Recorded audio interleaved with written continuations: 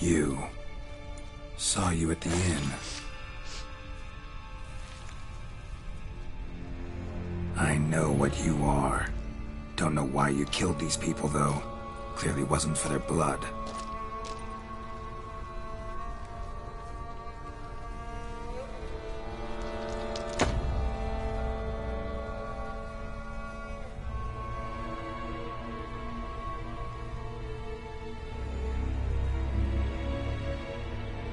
We don't have to fight.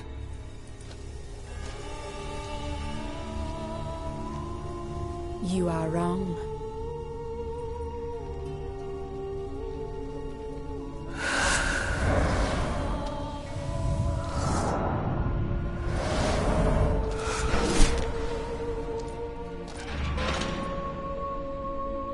I cannot let you leave.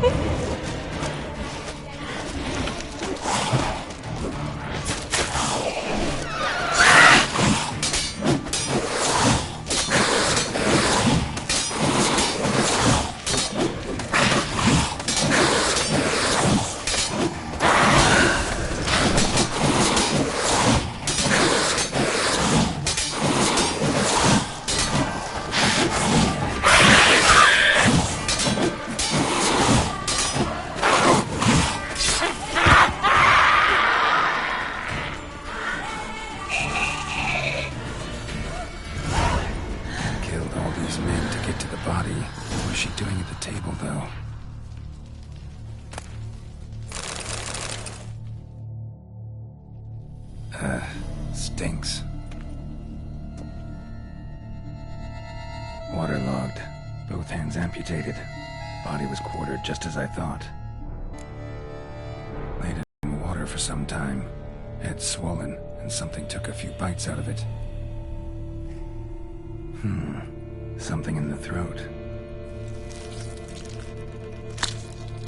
A pouch, bulging with coins. Nilfgaardian florins, from several different provinces. If the murderer did this, means we're dealing with a sentient thinking beast.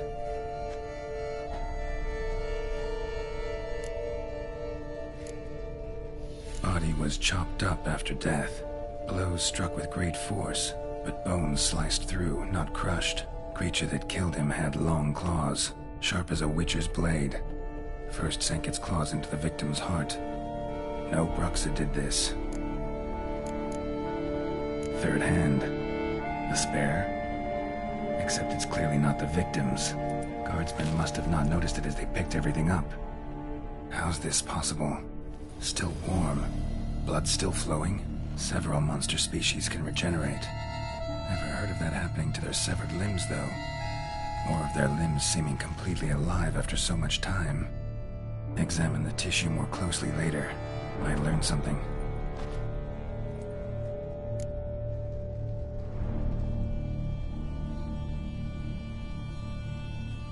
So, Murderer was clearly a monster, but not a Bruxa. But then why'd the Bruxa come here for the severed hand? And who does the hand belong to? Why the hell's it still warm? Now, pouch shoved down the victim's throat. What's the significance? And why was he chopped up into pieces? Lots of questions, no answers so far. Need to know about the other victims. I'll ask Palmerin to get me in to see the Duchess.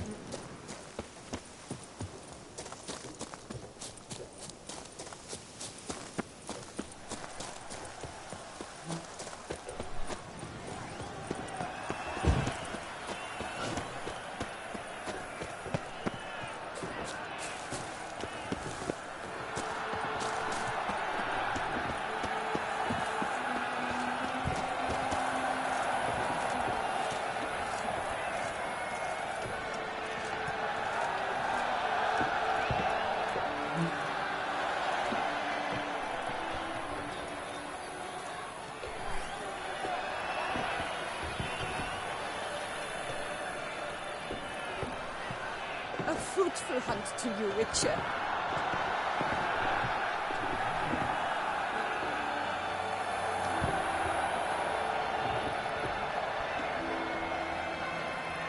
Come on, come here. I shan't bite you. Ow!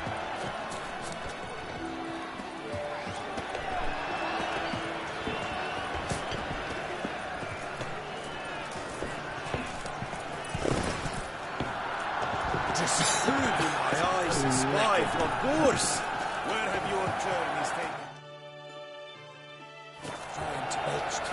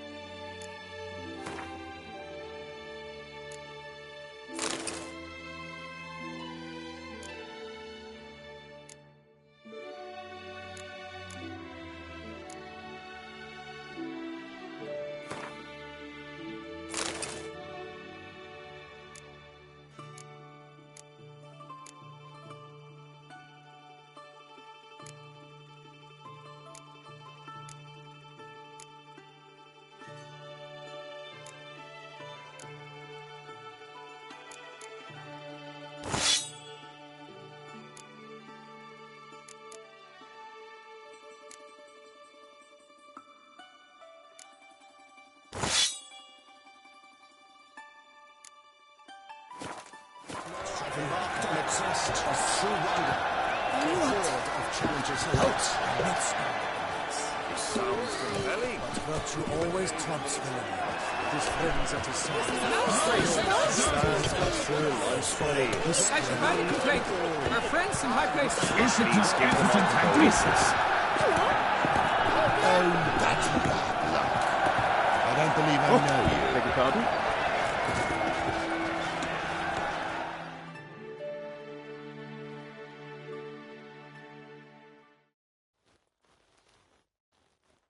Need to speak to the Duchess, urgently.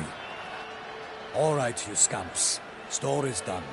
Go find your parents. But the Palmerine, what about the story of Riddick and the dragon? A tale's for another time. But take a good look at the man who stands before you now. This is Geralt of Rivia, the master witcher who lent his valiant hand to the defeat of the giant Goliath. Master Witcher, is it true virtue always trumps villainy?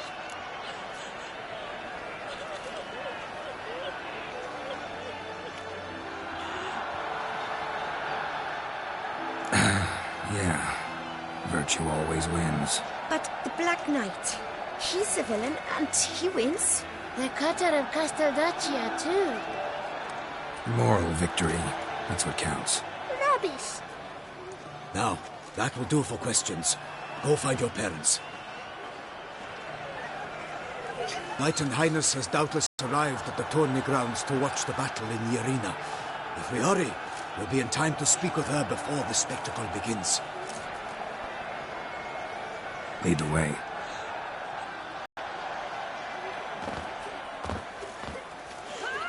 Who's fighting? Nilfgaardian gladiators? Close, but not quite. As we'll soon see. Some use it, slow it down. Whatever is the problem? The beast is a gift from the Emperor, no less.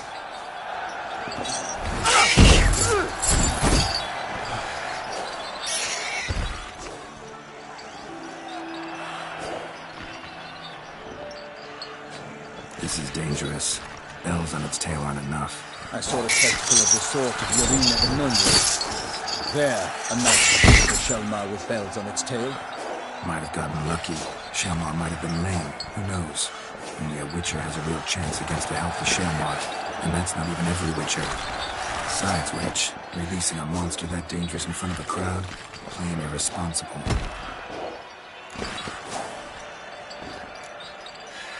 Who's going to fight the beast? Guillaume, the young man we met. Yeah. Mentioned he'd promised his heart's capture a monster trophy. Great love demands great sacrifices. Let's go.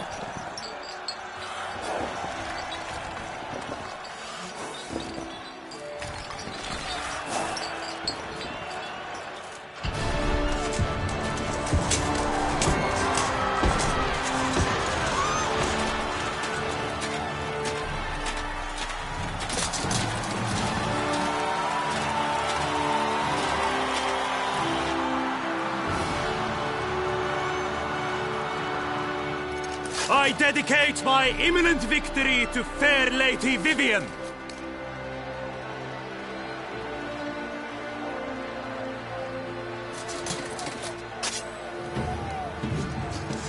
It's begun. The fight shall have to end first. We must wait.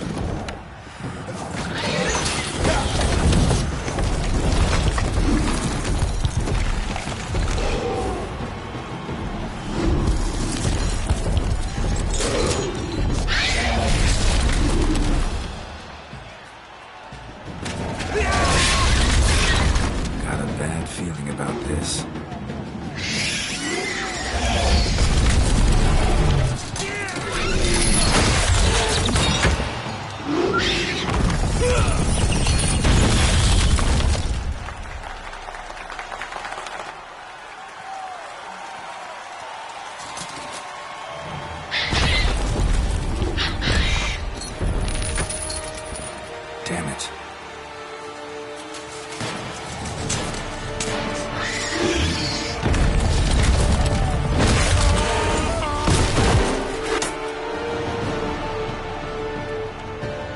We have to help him.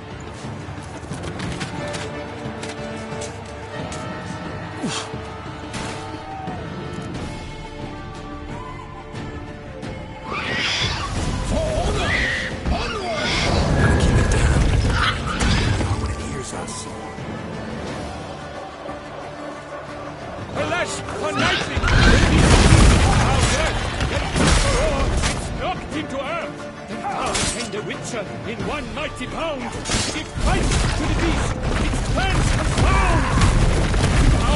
Out, brief flame, and thus the witch's life was snuffed. All our hopes, alas, had turned to dust.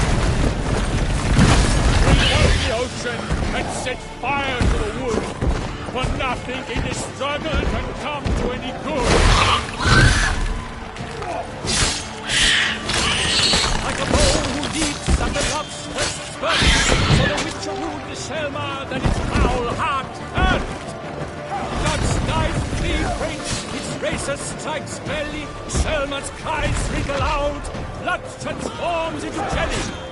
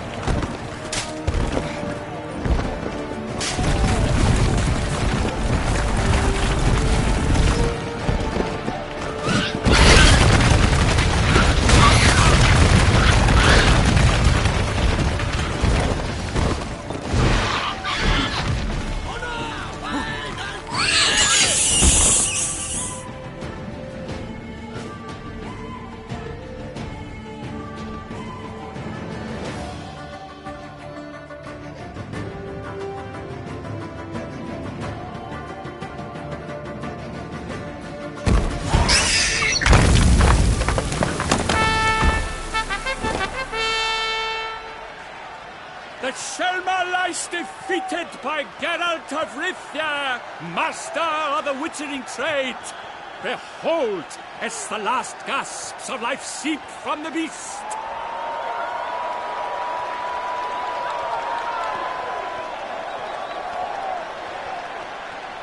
Master Geralt, do what you must.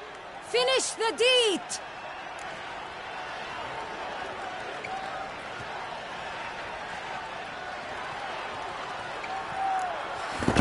It suffered enough.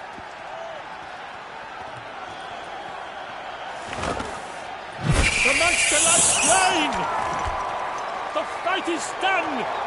Praised be the victors!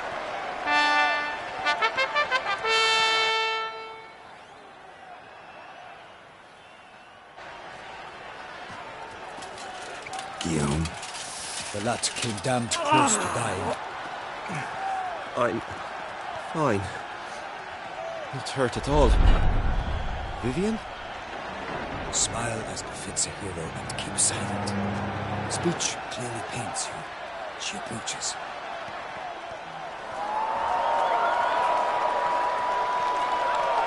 Geralt. We must talk. Vivian. You shall talk later, in the medic's tent. Geralt, magnificent, breathtaking. Your Grace. We knew that to summon you was a brilliant idea. We are delighted, ravished to have struck upon it. And I'm truly, honored. See to our young hero. Hop, hop, for we must make off with Geralt. We should talk. We had been long awaiting your arrival. had nearly lost hope. Then suddenly, that entrance, so spectacular.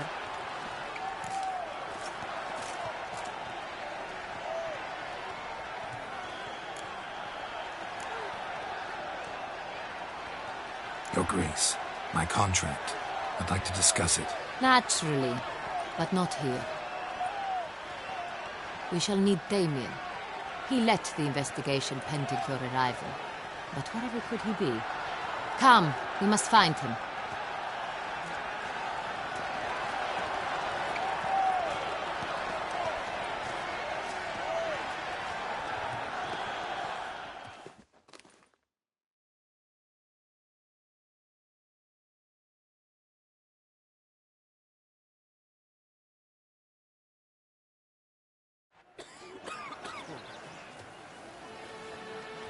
Tell us, have you come alone? Or did Viscount Julian accompany you? Wish to see Dandelion, Your Grace? Yes. I mean, no. Yes. But solely to tell him we regret. Yes, deeply regret rescinding the death sentence we so justly handed down upon him. If we could turn back time, we would make certain he sat in a tower till he rotted. No, we would ensure he was broken on the wheel, then drawn, hanged, and quartered.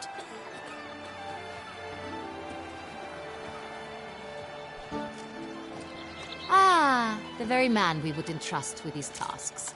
Damien de la Tour, captain of my personal guard.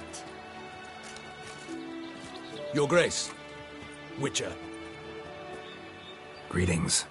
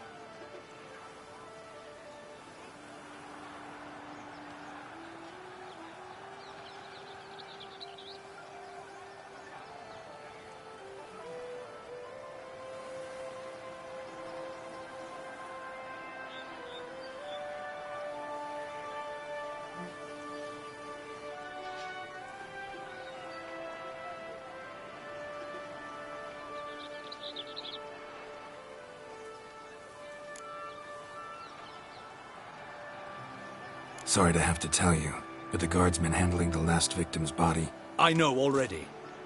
The creature in the cellar of Corvo Bianco. Was it the beast? No. A Bruxa, a kind of vampire. Not the beast, but tied to it in some way. You know this how? Through careful analysis of the evidence, both on the riverbank and at Corvo Bianco. Do you mean to insinuate the investigation thus far has been sloppy? Geralt insinuates nothing of the sort. We must listen to him attentively.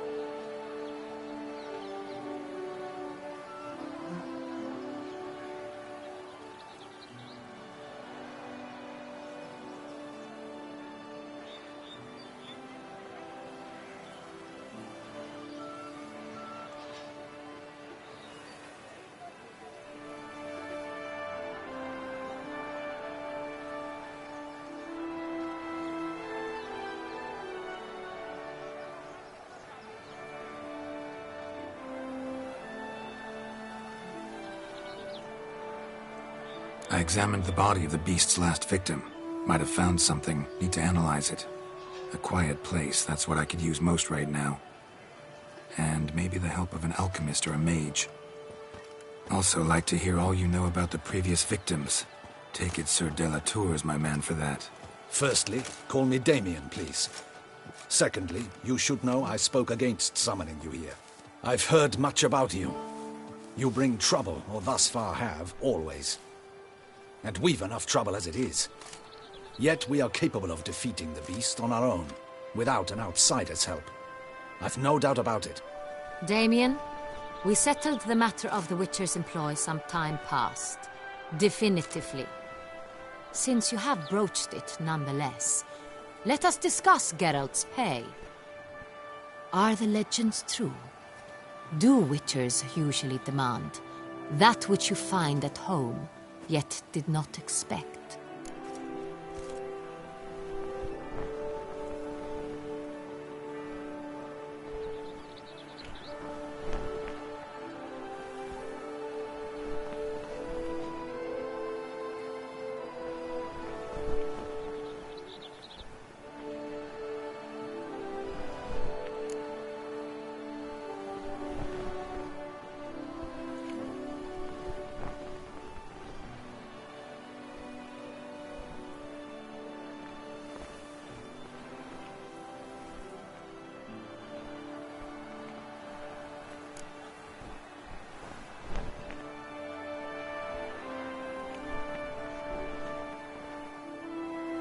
Yes, Your Grace.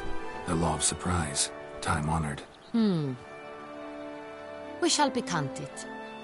The surprises we encounter on a daily basis would be of no value to one such as you. What awaits at the palace are edicts to sign and portraits of suitors from far-off lands. I fear you would find little use for either. Thus we've decided you shall receive the deed to a vineyard, Corvo Bianco, and a sum of coin. You will doubtless consider this adequate. Title to the vineyard shall be given to you at once. Surely you'll need lodgings while you hunt. The coin, however, will be yours only once you have slain the beast. Lovely, generous gesture, Your Grace. Corvo Bianco. Isn't it the Duchy's temporary morgue? Is it now? The Chancellery's bungled things again, we fear. Not to be left unsupervised for one instant. Yet, in its mood, a morgue should present minimal problems to a witcher. What's more, nothing enhances a wine's reputation better than a grim legend. Thank you, Your Grace. I accept the contract, of course. But as I said before, I'll need some information. Second murder. Tell me what you know. In the city, there are certain nooks. No one reasonable ventures there after dark. Ramon Dulac's corpse was found in one such place. With the first murder, terror gripped the city. Its inhabitants grew wary, kept to safe areas. Consequently, news of the second victim came to us from a group of concerned cut-purses. Criminals fear the beast? Telling in a way. Take it you've excluded the possibility that Ramon died at the hands of these bandits. Do you believe me an amateur? Not hands, but claws killed Ramon Dulac. The wound was deep, clean. His body was found in the gutter, dressed in nightshirt and cap, a pillow placed under his head, and his sword replaced by a bed warmer. Ramon Dulac, a knight who but a dozen years past was an advisor to our father, the Duke. Someone went to a lot of trouble to make him look ridiculous. Maybe revenge was the motive. It's not out of the question. Dulac had shady dealings with the criminal underworld, but no one ever came forth with concrete proof of any misdoings.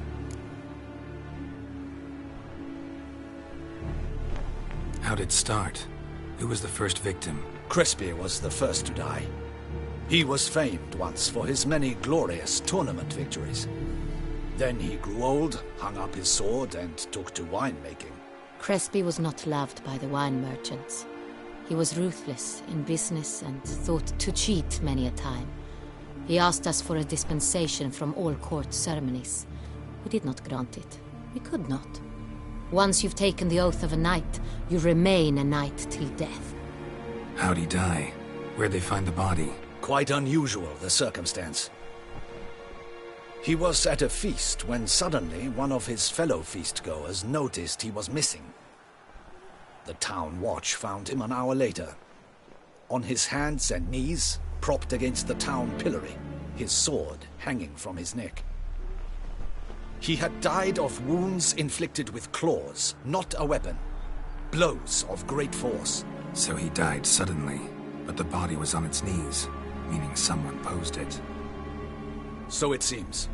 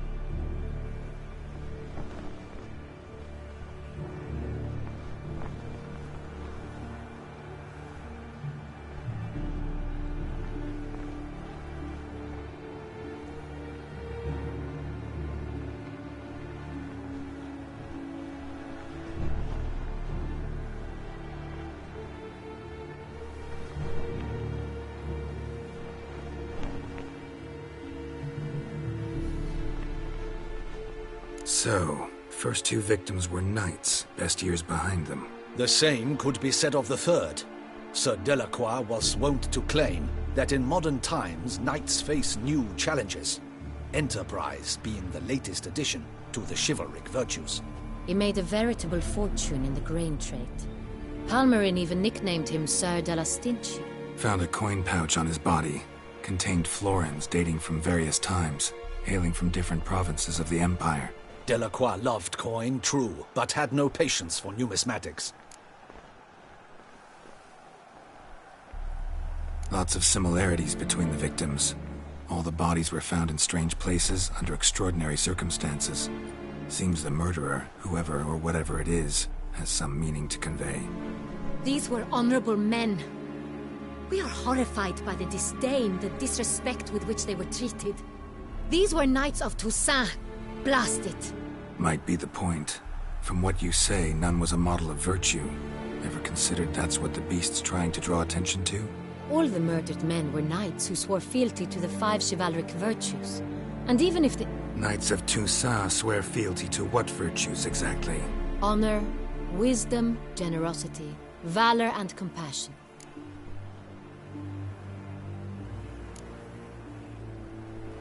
Five virtues. Why are they so important to your knights? Strange question. Your Grace, forgive me. I'm a foreigner trying to understand another land's customs. You are forgiven. According to legend, the virtues we cultivate were bestowed upon us by the Lady of the Lake. How we truly came to espouse them, none remember. In Toussaint, we believe men of low birth should be simple-hearted and obedient. We expect much more, however, of our knights. They are to be soldiers and courtiers, lords and servants. Thus, the need for clear moral guidelines. At the time of his dubbing, a knight vows to demonstrate throughout his life honor, wisdom, generosity, valor, and compassion. Beast seems to be pointing up moral decay, denouncing it. Victims were all humiliated. Might have been murdered to emphasize their lack of specific chivalric virtues. Honor compromised by the pillory.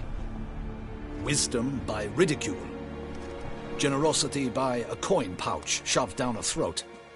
It seems to fit, true, though not perfectly. Can't discount the theory if it's on the lips of everyone in town. Say our reasoning's right. Next murder will be just as We can also assume that victim will be an elder knight. Let's think. At the moment, all the knights are either at the tourney grounds or in the palace gardens. Our annual hare hunt shall begin there shortly. Have you heard of the custom? Milton mentioned something.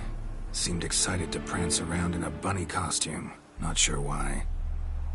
Hang on. Strange circumstances. A knight advanced in years. The famed cowardice of rabbits. Could it be that simple? Is Milton de Peyrac-Peyren the next victim? Milton also knew Delacroix. Told me so down by the river. Damien! To miss something so obvious. De Peyrac-Peyren, Crespi, Delacroix, and Delac formed a knightly team. It was years ago, but...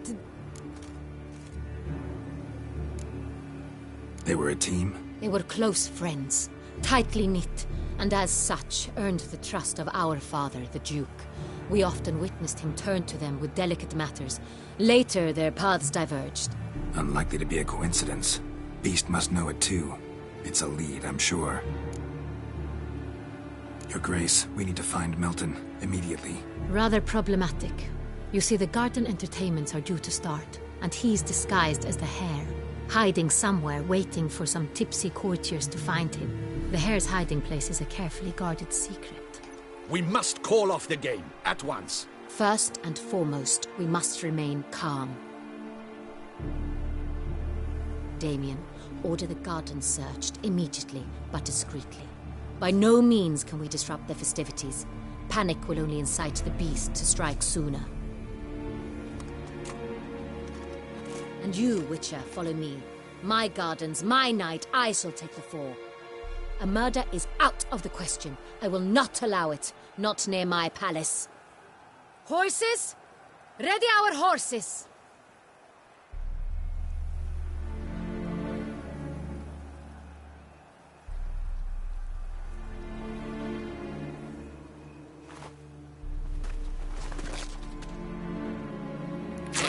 Your Grace!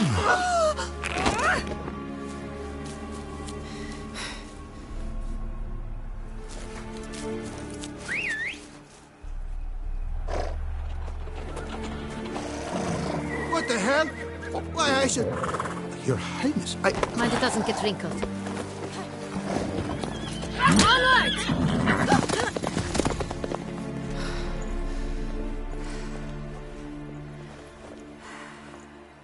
Hey! That is silk! Be careful! Give it to me!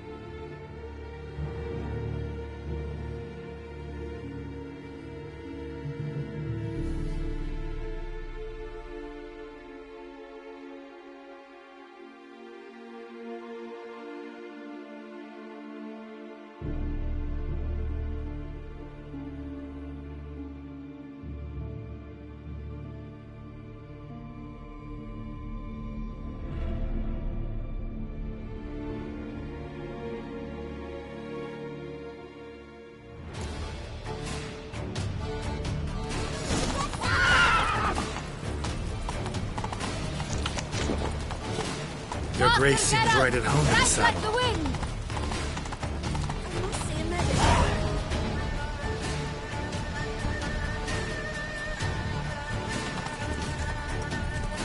Whoa there, Roach. Clear the path! Clear the way, I said!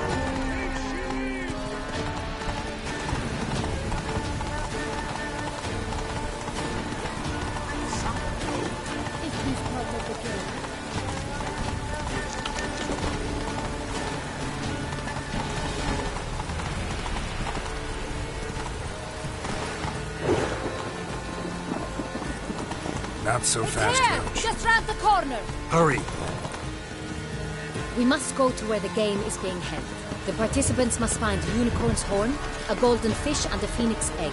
With these in hand, they can deduce where the hare, Milton, hides. Mean we need to find those things too? We've no other option. But time is of the essence, so we shall have to break the rules.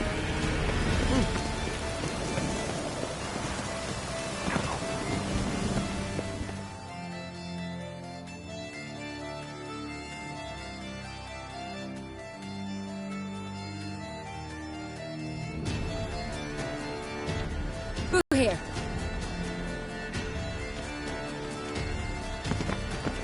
I shall show you where the hunt plays out. Then we will split up. You will get hold of the unicorn horn and the golden fish. But I nab the phoenix egg. That will be quickest.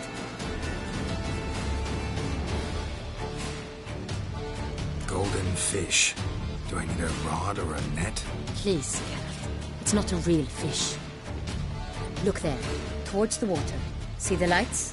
The hunters are trying to hook the fish from boats. You must simply dive in and find it. The unicorn. How do I catch it? It's terribly skittish, true, but I'm sure you will find a way to earn its trust. It turns around, over there, look. The golden fish and the horn both contain things or clues that will help us find Milton. Once you have fish and horn, find me among the other phoenix egg hunters. All clear? Then let's get to it.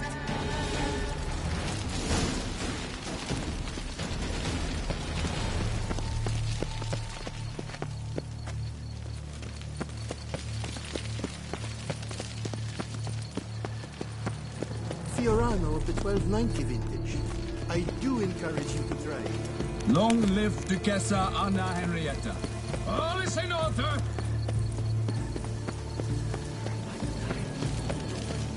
Ooh! All work and no play.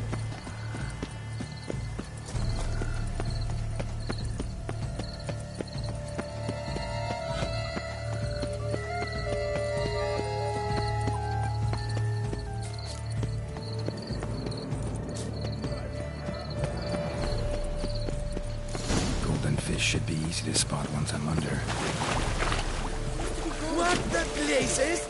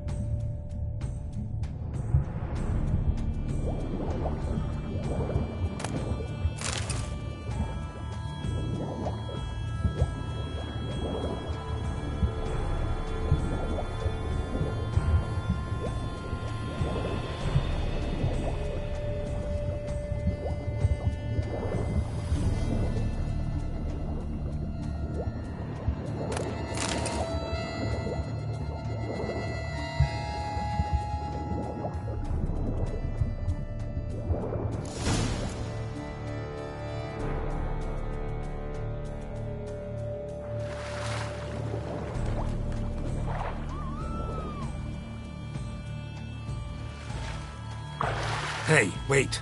Stop. It's important.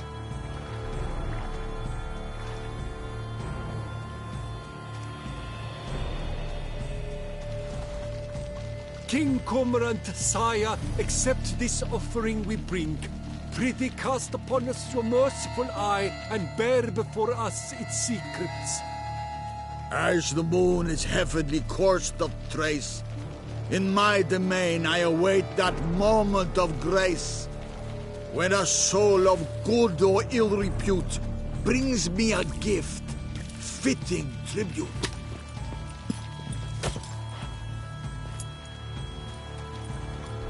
A key. Why, you bomb-botched wretch! He's ruined the gate! Don't cry, dear. The Duchess will hear of this.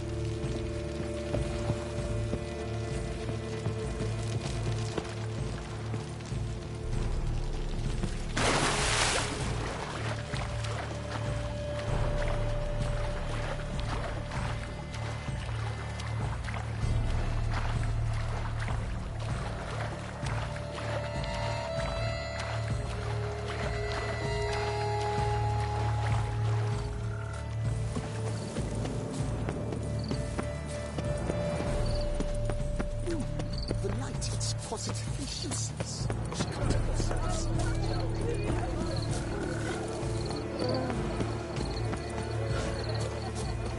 Oh.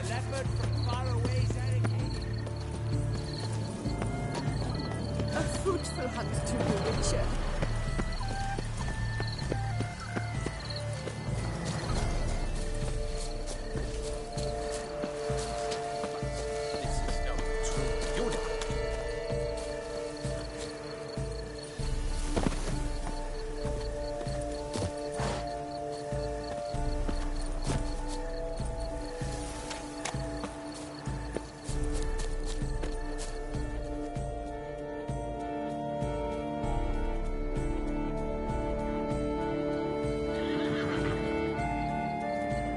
Perhaps an apple will work. Or some sweets. We would not be in this predicament, dear sister, were you still a virgin. Do you really wish to have this conversation again? Here and now? Hush, or you'll spook the beast. We shall try the sweets. Hey, folks. Gonna have to ruin your fun. Sorry. Who's that?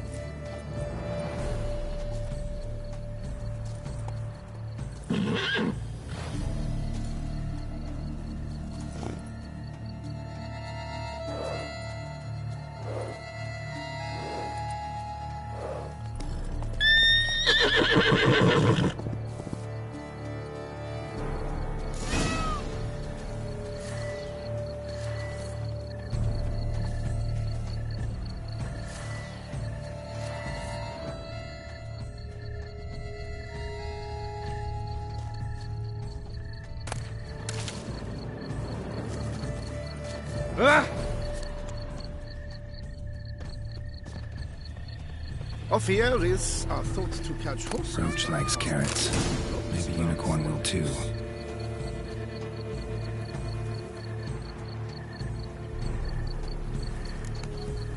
This is an outrage! An outrage, Roach I tell won't you! eat bread either, except if it's stale.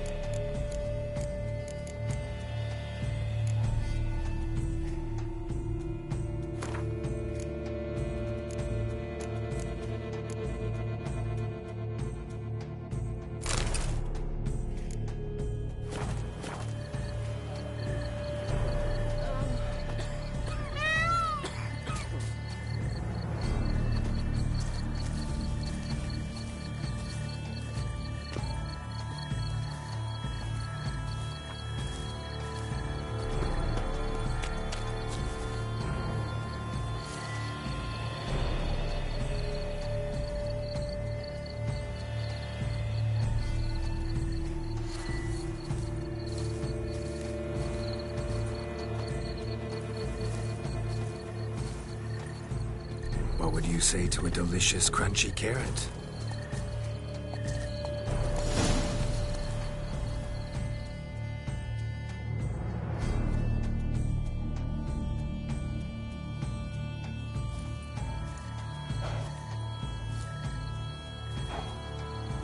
Easy.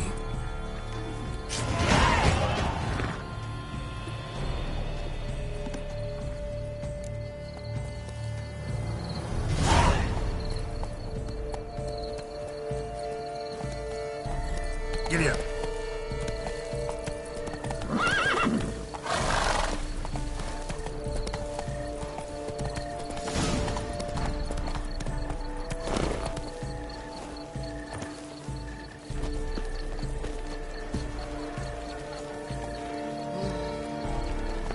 But your grace.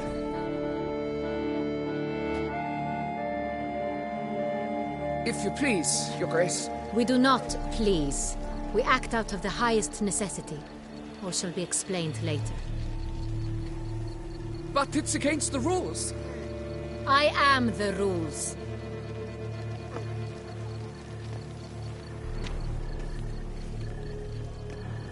Geralt! At last. Got a key and a clue. And I've another. Show me yours. Who wrote this drivel? I begin like a crone, hollowed out with ease, then end like a mouse, with a head of hard cheese.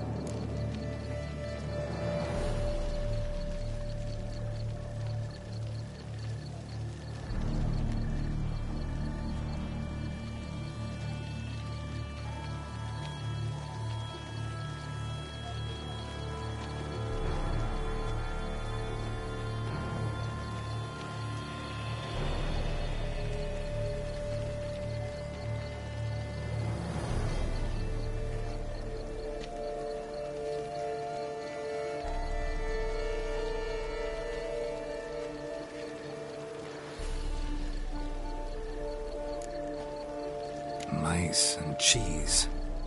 Alice pantry, maybe? No. The hare is obliged to hide here in the gardens. Look, if we take roe, hollow it out and fill it with ease. The letters, that is. We get green. Then mouse, but starting with what heads heart cheese. Why, it's greenhouse! Pretty clever. And it sounds right to me. There are several greenhouses in the gardens, but only one with a door that locks. And the key to it looks just like the one we found. Greenhouse it is then. Let's go.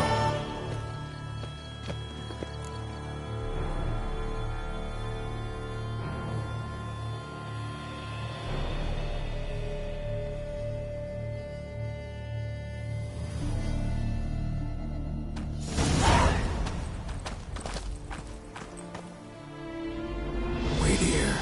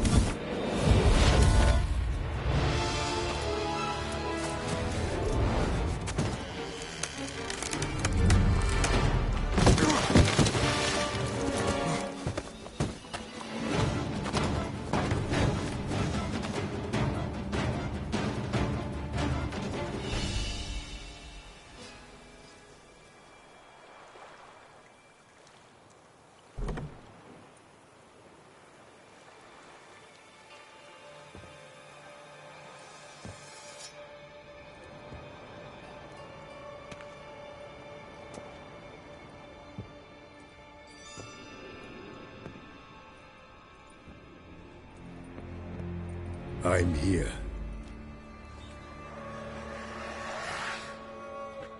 This belonged to you, maybe? It did, but you may keep it.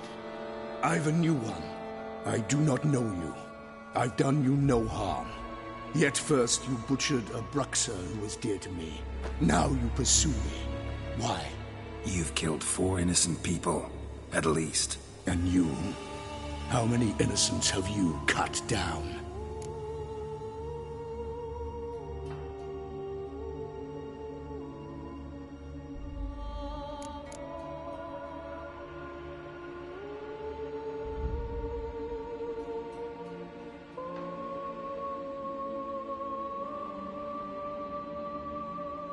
I don't kill innocents. Murderers, though, you bet. I'll soon be done. I've but one left. And you, should you not stand down. And once you're done, intend to leave? Go kill somewhere else? No. I intend to live. Happily ever after.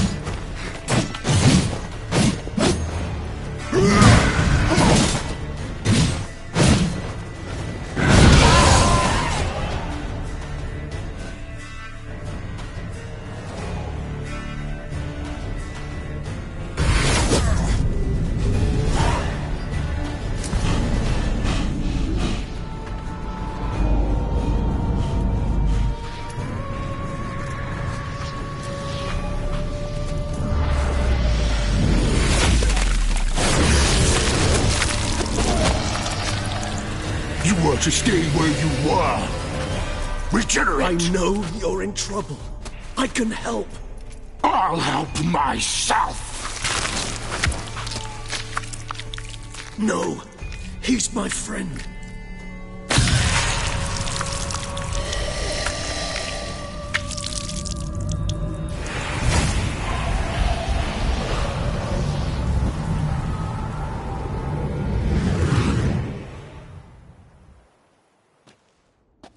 Yes, Geralt, it's me. Regis? You all right? All is well. All's in order. Wounds such as these heal on vampires in moments. But we've not seen one another in ages, my friend. At least in human terms, that is. How's this even possible? Last I saw you... I was a bubbling, shapeless smear, having been rather spectacularly melted into a column of a certain castle. In somewhat better shape now, as you can see. Hardly peak form, mind you, but were I human, folk would think me a demigod, I dare say. I'm sorry. What happened, it was my fault. Never got a chance to apologize. No need, Geralt. Bygones. I did not have to join you on that expedition. No one twisted my arm. Miraculous regeneration. How do you manage it? I had help. From the one you hunt. Him? How? And what have you been doing all these years? Not the time nor place for such stories. I suspect we'll get a chance to speak at ease and at length later. Now, however, we must deal with the reason that brought us both here.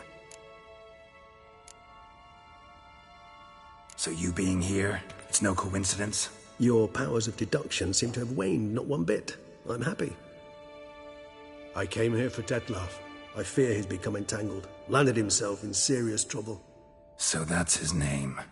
He's your friend? You might call it that. Though Dettlaff is... how would you humans put it? More bestial than I am. But not to worry. I'm working on him. Haven't exactly done a great job with that. He's killed one knight since I got here. At least 3 others before I arrived.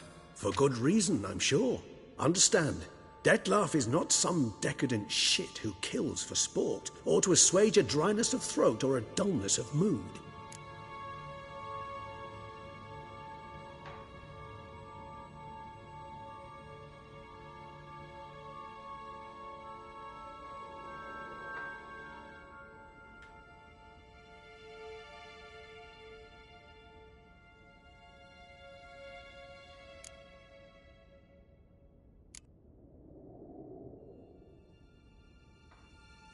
So in your opinion, what are his reasons? Precisely what I wish to find out. And then I will convince him of the error of his ways. Got a lot of faith in the guy. Despite appearances to the contrary, you two are quite alike. You've both noble hearts, yet you both are wont to perform ignoble deeds. When circumstances force you to, of course. Remember the year 964? That was 3 centuries ago. Blind fear gripped Rivia, Lyria, and Spala. Women and children were dying. Their mutilated, dismembered corpses littered the fields. Brute of Lyria. Read about it. Chewed up almost 200, then fell to a common poacher supposedly armed with a dagger blessed by some prophet. It fell to Dettlaff, who then found a poacher asleep in the brush near his snares and dropped the fiend's corpse at his feet. And thus, a legend was born.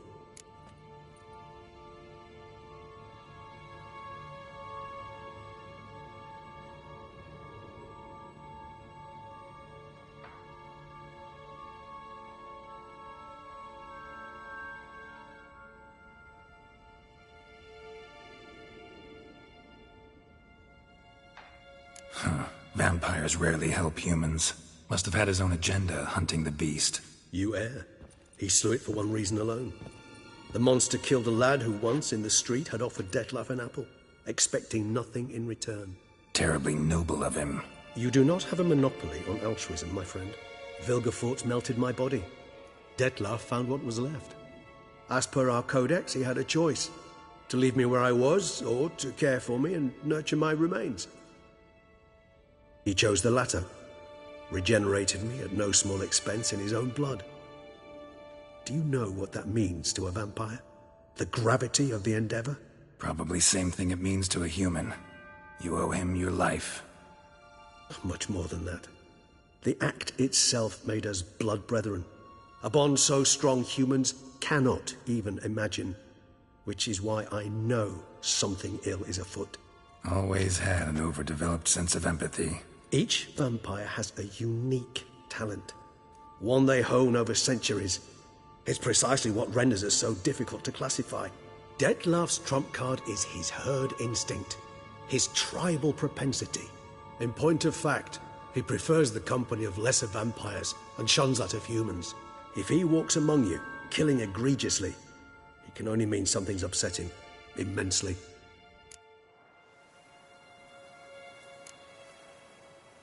Anything specific? Some set of things that'd be likely to set him off? How should I say this? Dettlaff doesn't understand men, their world, its rules, its conventions. He's naive in a sense. He doesn't comprehend your games, knows not what it means to lie, deceive. Suggesting he's maladjusted, and venting his rage. I'm suggesting maladjustment can at times breed conflict. But is it the case this time? I cannot say, but intend to find out.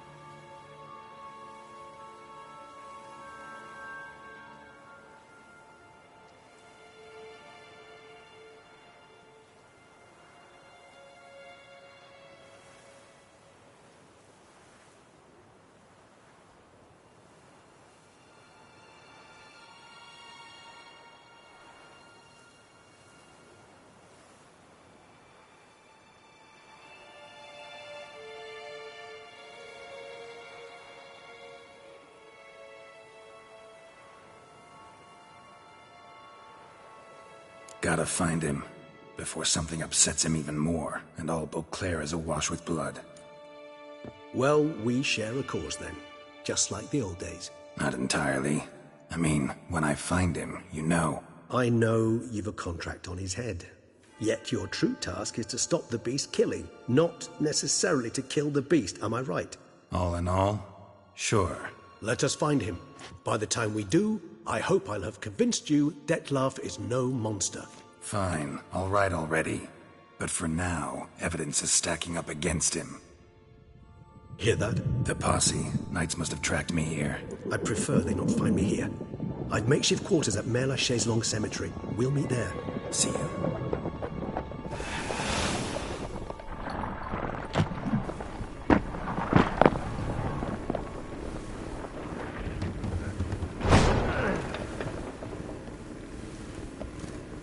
Witcher, we flew here as fast as our courses would carry us. Yet I fear we're late all the same.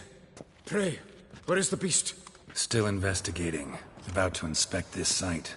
Withdraw your men before they trample all over the evidence. Sirs, we must let the Witcher do his work. Milton's murder cannot go unavenged.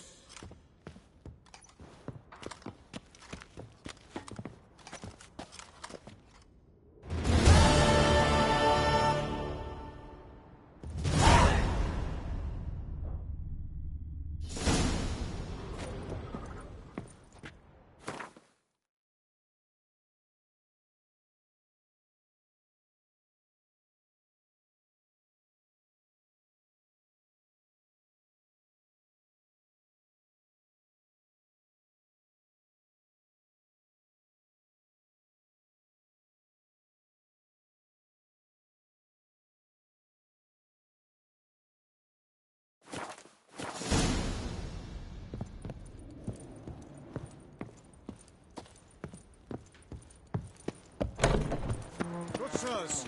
We must allow the Witcher to ply his trade. A courageous heart overcomes all hindrance.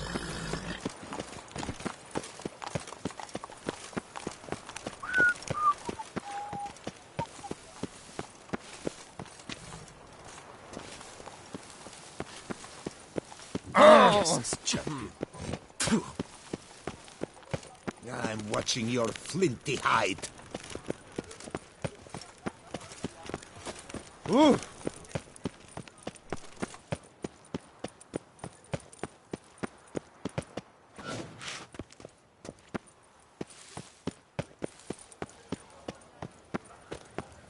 Oh, that...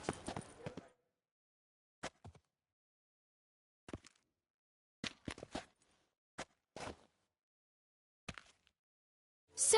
Sir! A letter for you, sir! Letter? Who from? Can't rightly say, sir. I was just to deliver it.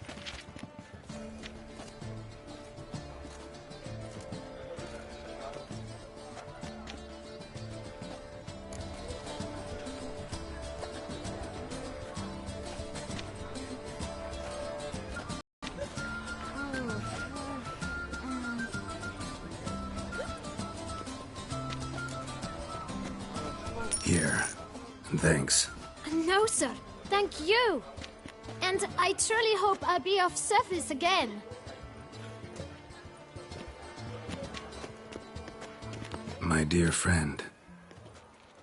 I've been told you're on a jaunt to Toussaint. I do hope you don't overtax yourself during the wine festival. The effects of such exertion at your age can indeed prove most detrimental. I've come upon some information which might be of interest to you. While browsing through a colleague's book collection, I found mention of one Professor Moreau of Beauclair, who conducted research into Witcher mutations. The details I've come to learn are rather vague, and his laboratory's location remains a mystery. Yet his journal should at least provide hints as to both. It is said he was laid to rest with it in his tomb. I enclose a map I found in the tome I happened upon. Though less than completely legible, I trust it will prove useful nonetheless. Should you grow tired of sampling Beauclair's ladies, wines, and other exquisite delicacies, this matter might prove a fruitful diversion. Investigate at your leisure. Your friend, Yennefer. A professor who studied Witcher mutations. Might actually be worth looking into.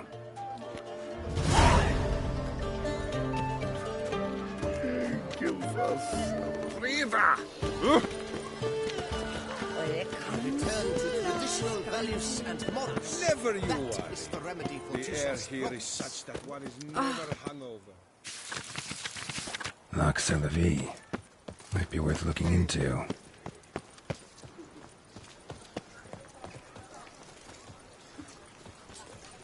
Nice tune. Busy hands, haven't we?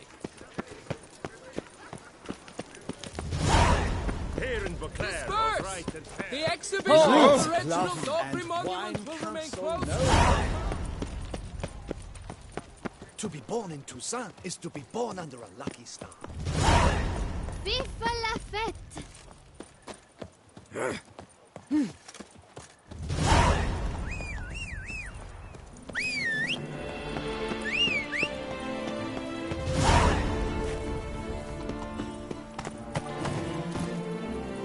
Go, go.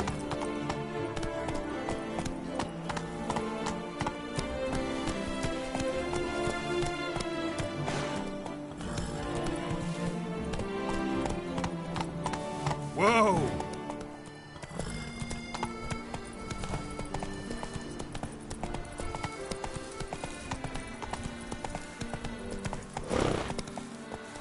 Come on.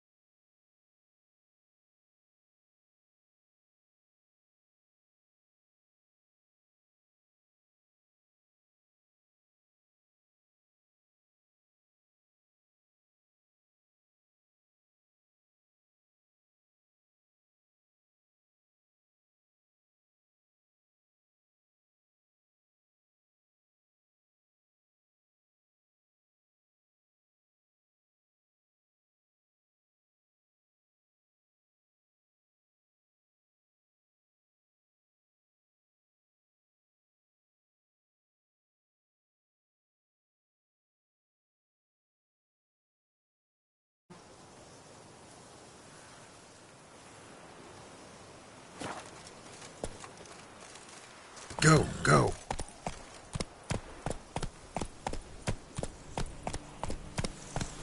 Take it easy. That's it, Roach.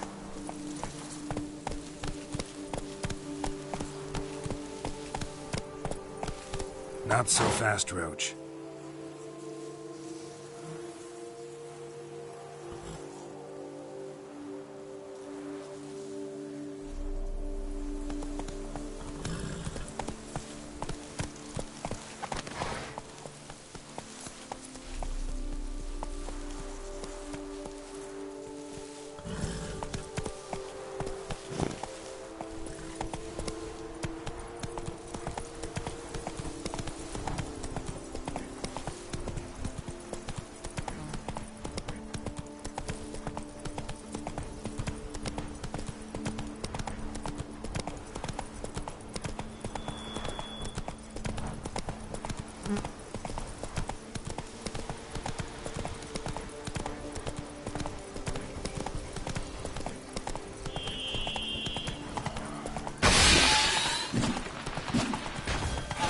Outrageous. Couldn't have picked some other place to meet.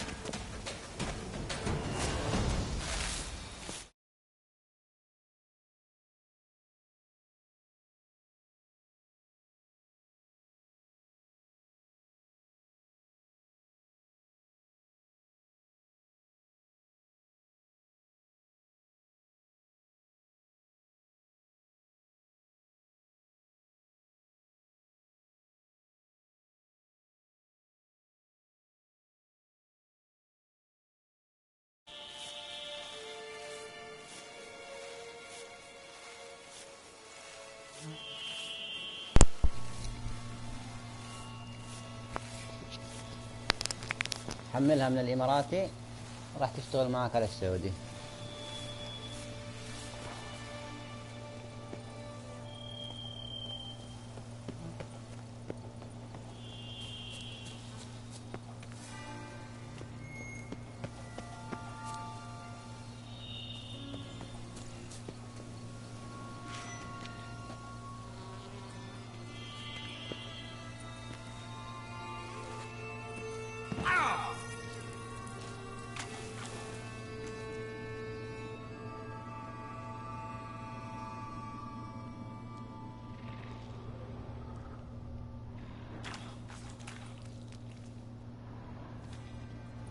Decaying bones. Kikimors must have tunneled into the grave.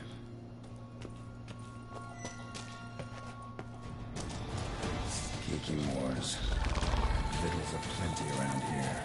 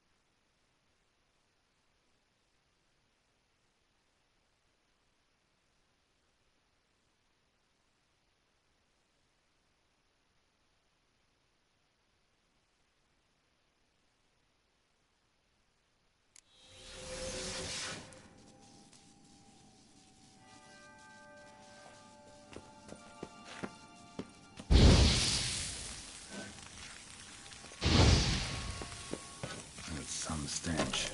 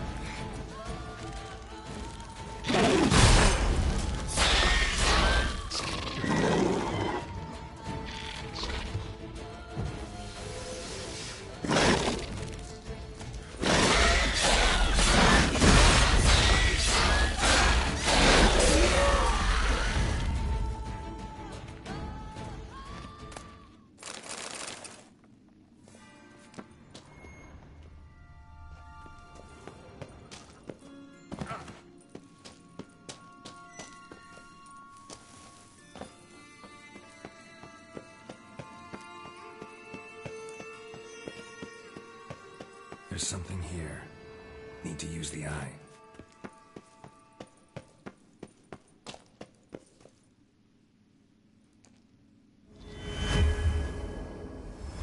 Interesting.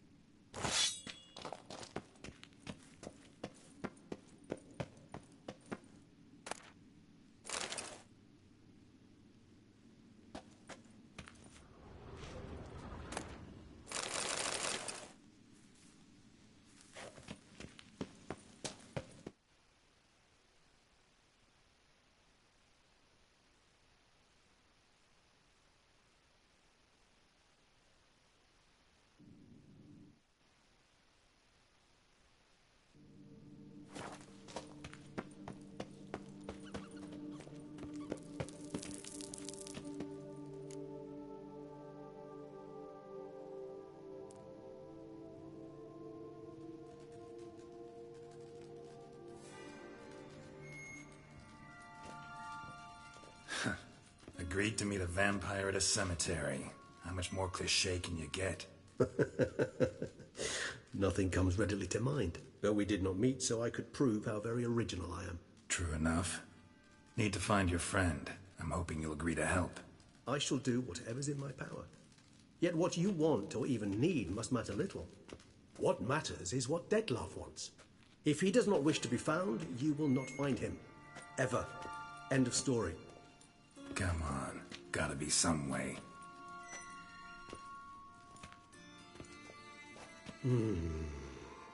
Vampires can evade detection by the senses, and no divination magic works on us.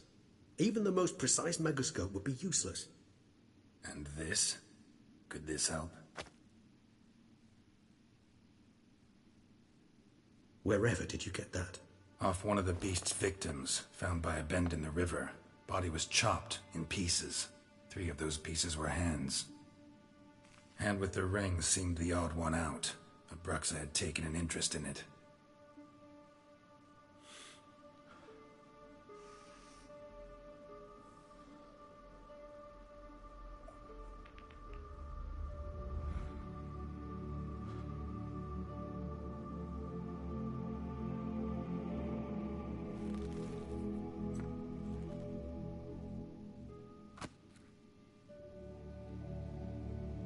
It's Dettlaff's hand, without a doubt.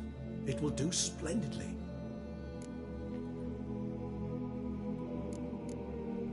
Can't you just summon Dettlaff? You're both hired vampires. There's gotta be a way. If I'm to be entirely candid, there is indeed one. But believe me, we will be better off never availing ourselves of it. It is a last resort. Absolutely. Last resort? The hell? Why? There is a being who can summon Dettlaff. Possesses the authority, even the power, to force him to appear in a given place. But the very act of contacting this being, well, it's akin to walking a slack line extended over a chasm filled with molten lava. An exercise as perilous to me as it would be to you. A risk I'm unwilling to take. I beg you, let's do it my way. It will be both quicker and easier. Ring's pretty intriguing. Made of no metal I've ever seen. And the ornamentation. It comes from our home, where we lived before the conjunction of spheres. It's actually mine. I received it from a dear old friend. You might call him a humanist. He saw us vampires as guests here. Guests who owe their hosts, meaning you humans and the elder races, respect. Respect? Meaning not to treat us like cattle to be slaughtered for food? Precisely. And the reason why I, in turn, gave it to Dettlaff. To remind him of the ideals my old friend championed.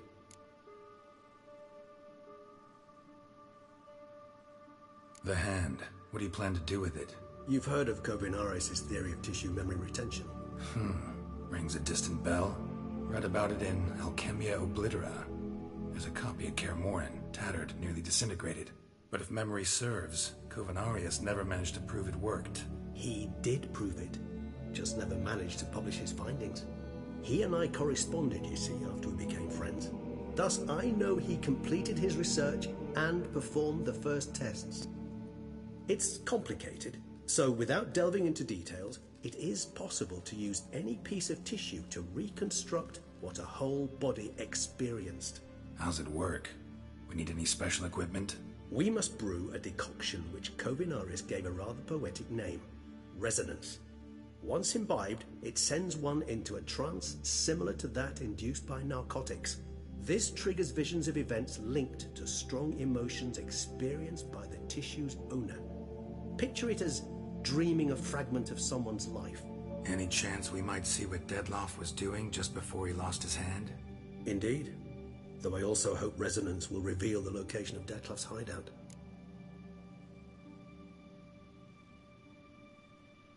Kovinaris spent half his life proving his theory. Wild guess. Making a dose of resonance won't be easy. You guessed correctly. In addition to Dettlaff's tissue, we shall need a powerful occipital lobe stimulant. Effectively a poison, to make one susceptible to visions. Well, got a few ingredients to choose from. Unfortunately, all are pretty rare. There's Mamoon glands, but closest ones I know of are in Vizima. A spotted white saliva would also serve, but they were cold to extinction over a century ago.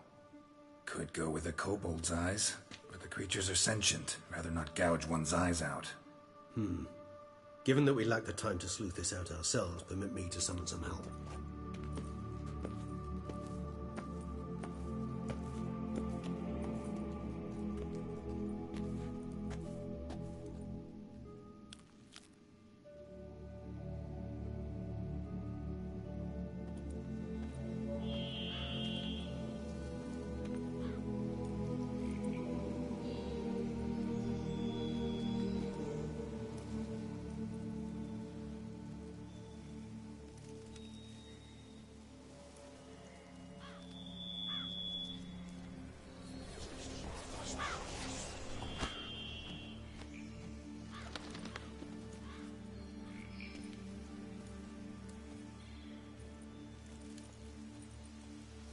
What was that?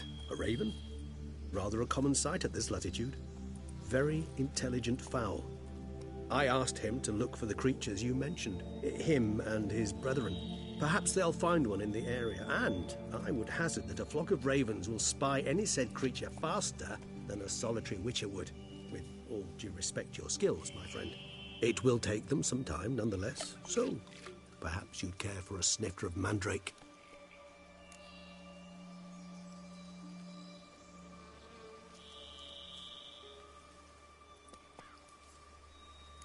Rarely say no to a snifter.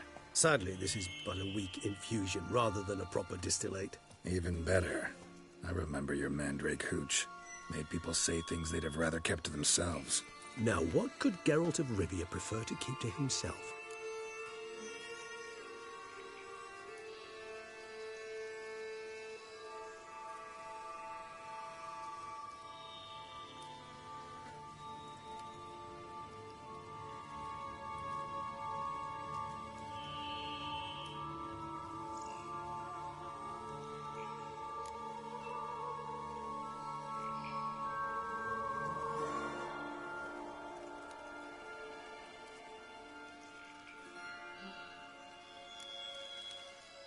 Everyone's got some secret. I agree wholeheartedly. I also believe it wise at times to share one's secrets, unburden oneself to those one can trust. This your sophisticated way of asking me if I trust you? I prefer almost always to ask you directly. It seems a test of intelligence, one you just passed. Maybe you should go first. Reveal one of your secrets. After all, you vampires lead very interesting lives. Anything in particular interest you?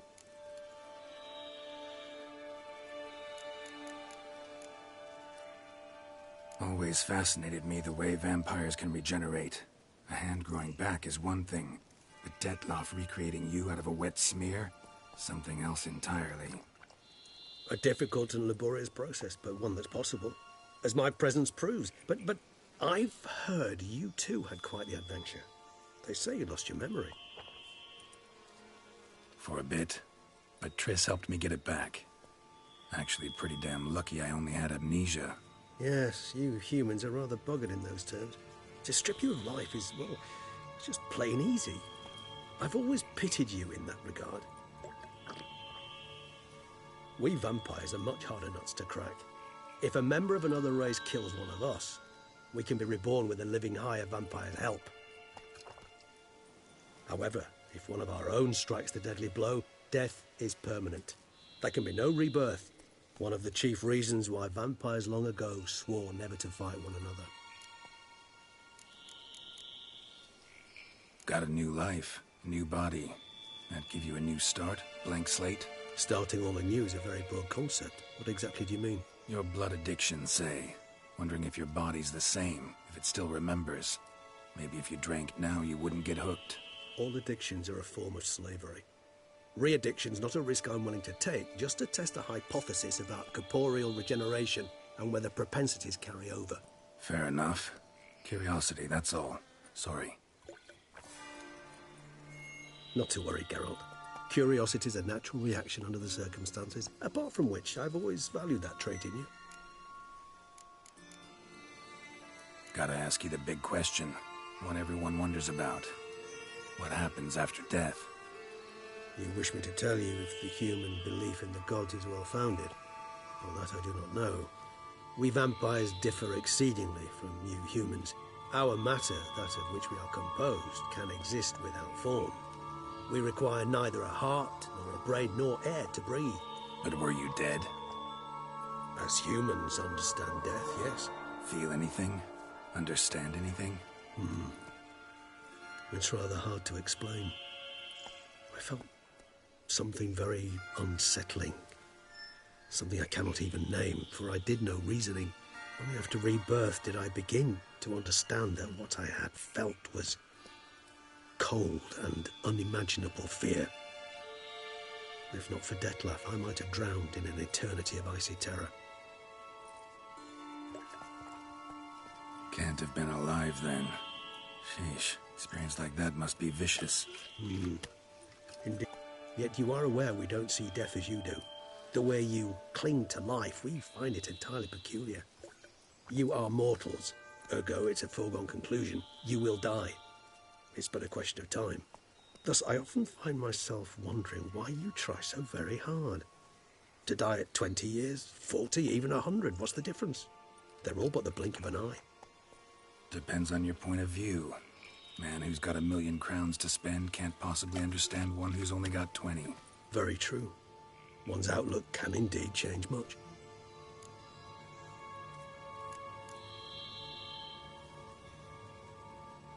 Curious what you did after you were reborn.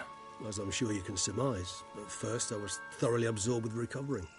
As it is, I've still not recovered completely. Yet I was so weak the first year that I could not stand nor move on my own. Detlef bore my weakness bravely, showed great patience. If not for him, I wouldn't be here, and I'd have regenerated far slower. Once I could at last stand unassisted, I set off for Bruges, from my one-time home of Dillingen.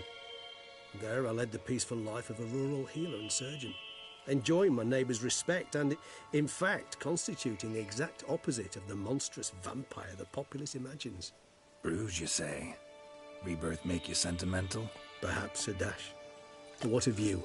Where have you been? Ever find your Cyrilla?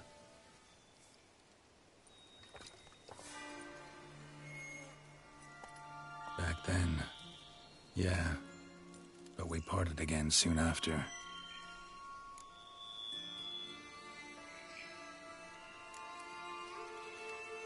All right, give you one question. What do you want to know? One question to ask one as fascinating as you, Geralt. Cruel parsimony, I'd say, but I shall do my best to make it count. If you were to die and be reborn as I was, in your new life, would you choose to be a Witcher?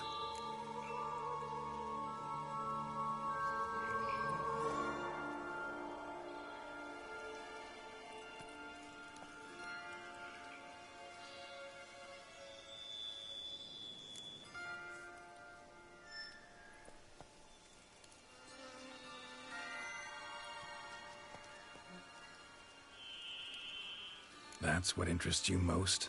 Whether I'd like to be a Witcher again? Many things interest me, but we've not much time left. Please answer. Never chose to be a Witcher. Fate chose for me. Had it been my choice, I'd have picked a different profession. A profession where I wouldn't have to risk my life every minute of every day. Maybe even one that'd earn me some respect. Thank you for being honest. Honesty is an attribute of the truly brave, and thus a privilege of the very few. Still no sign of your winged friend. Sure it understood what you wanted? Dead certain. Let's wait a bit longer. It'll return soon, don't doubt that for a moment.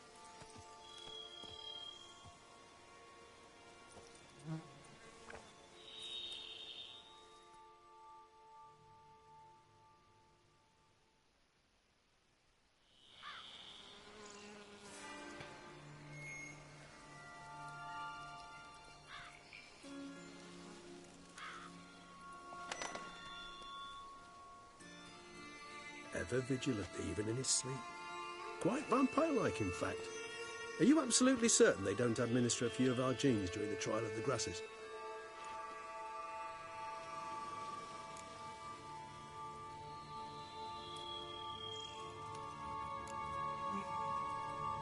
Appreciate the compliment. Got something for me? You were right. No kobolds or mamoons for miles around. Knew it. Allow me to finish. You see, there's this spotted white. It haunts an abandoned residence in the Caraberta woods. Impossible. My brethren hunted down every last spotted white before I was born. Then it seems you must revise your knowledge of spotted whites. For somehow this one managed to survive your brethren's onslaught. It seems I know this home it haunts. Recall a tale about it. Locals believe the place cursed. Perhaps that's how the white survived entirely unmolested.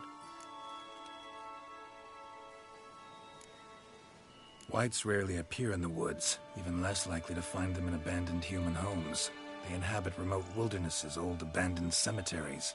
What's your point? This might not be a spotted white after all. Your little helper might have made a mistake. I sincerely doubt it. Ravens are devilishly intelligent creatures, and they've highly developed observational skills. What exactly did they observe? The area around the estate. It's covered in spoons. Spoons? Spare me the skeptical smile. I'm but the bearer of this news. Or perhaps this spotted white is a hoarder. Or the spoons are somehow related to the curse.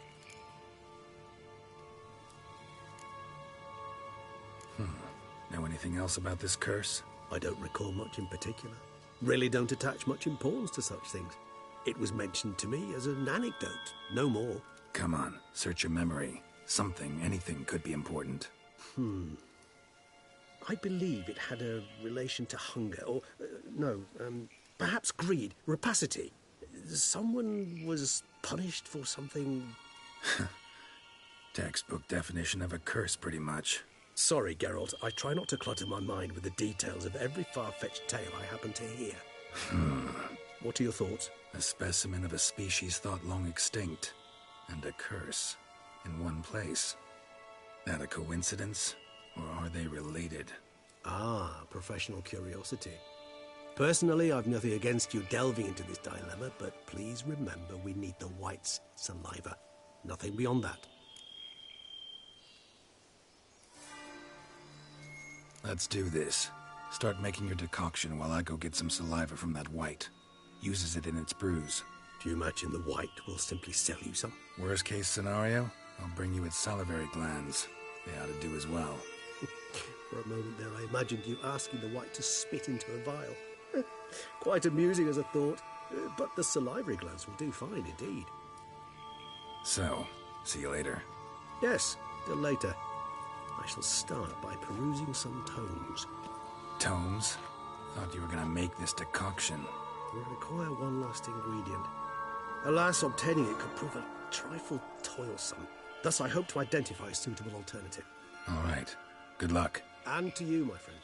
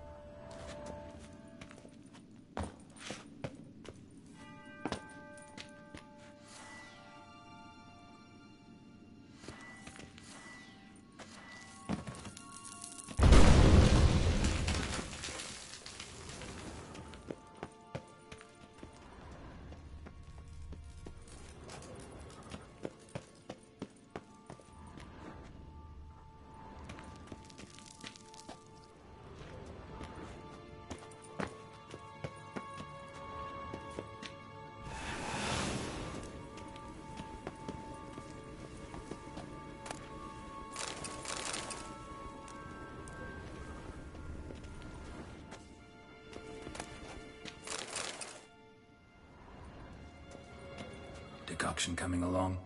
Doing all right? Better than you. No sign of the White's brew or its saliva, as I see.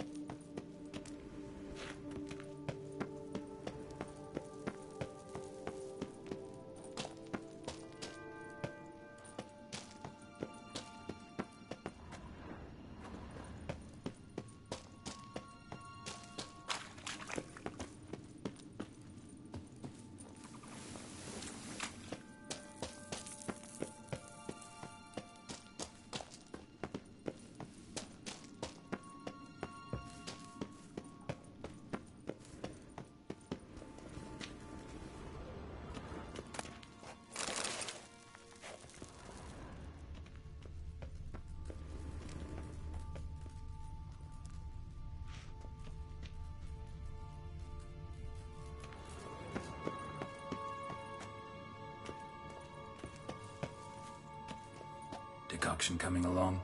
Doing all right? Better than you. No sign of the White's brew or its salivary glands, I see.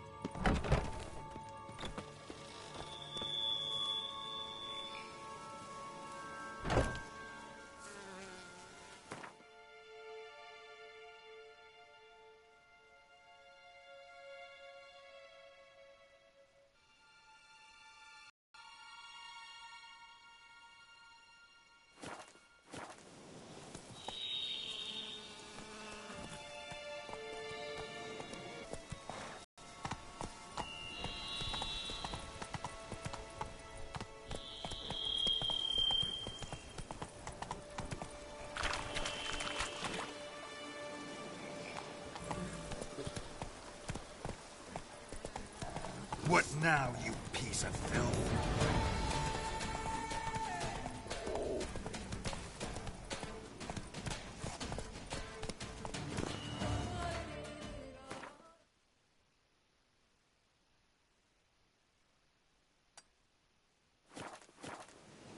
Hey-ya!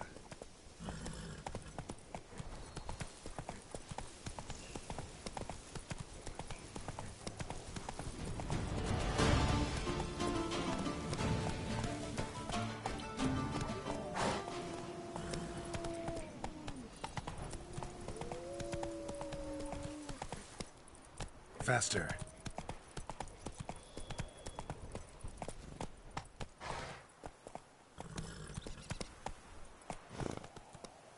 Come on.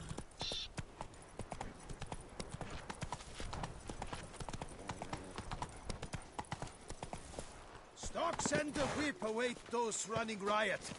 Our duchy values peace and quiet.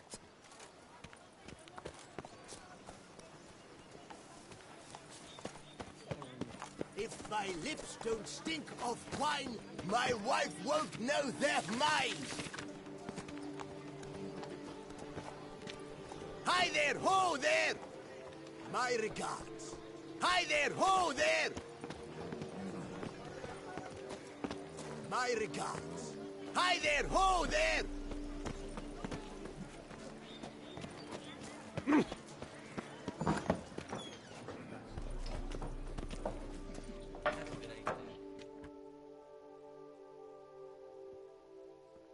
Welcome to my humble establishment.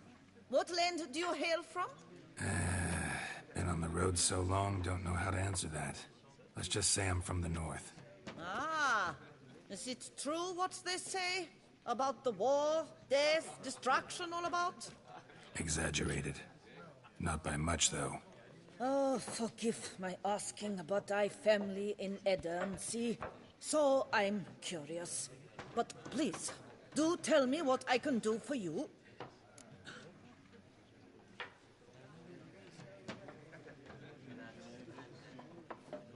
Show me what you're selling.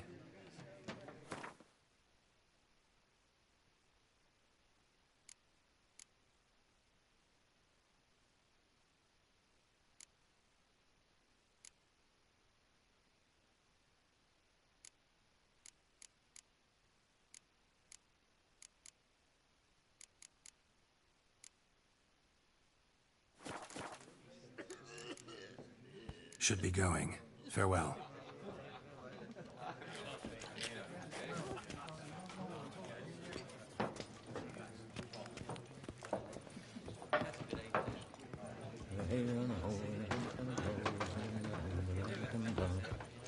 Yeah, drink, food. What's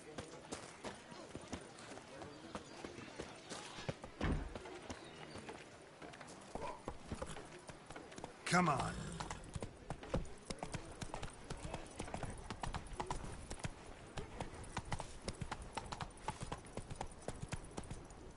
Do monsters have mamas and papas?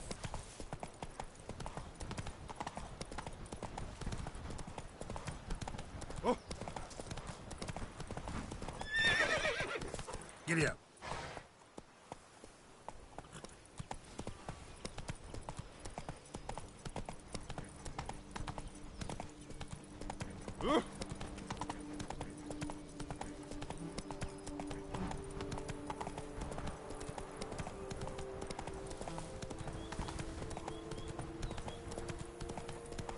Dressings, bandages. Slower. What's that about?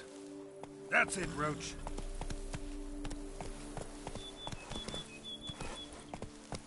Giddy up. Slower. The dressings, bandages.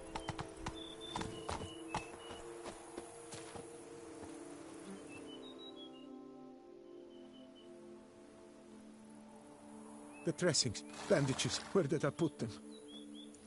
Forget it. Bandages won't do him any good. What? Oh, but he breathed still a moment ago. Mm-hmm. Breathed his last then.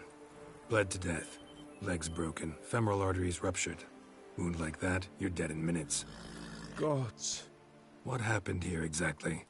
I was rolling through, fully loaded, when I heard screams. This one crawled towards the road, then drooped to the ground, lost consciousness. I jumped down to help him, dress his wounds.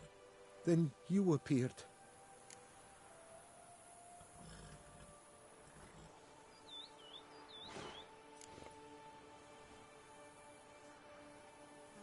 Stand and step away from him. What? Me? But what is your grief? Don't make me say it again. That's good advice. Will you tell me what it is you seek? Needed to see if you were lying. You'd be covered in blood if you dealt those wounds. Just cut it on your hands, though, so all's in order. Who might you be, precisely? A witcher. Oh. Do you expect some beast might have killed him?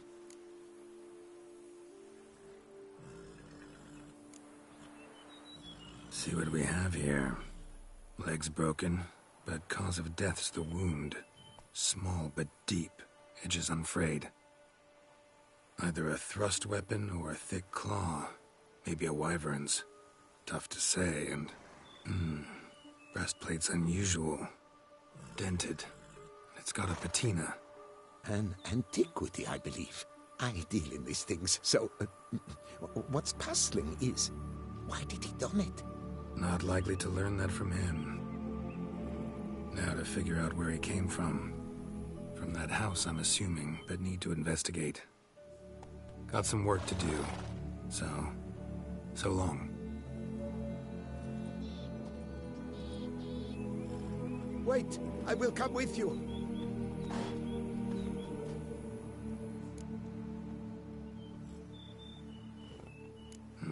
So be it. But stay close, keep it down, and don't touch a thing.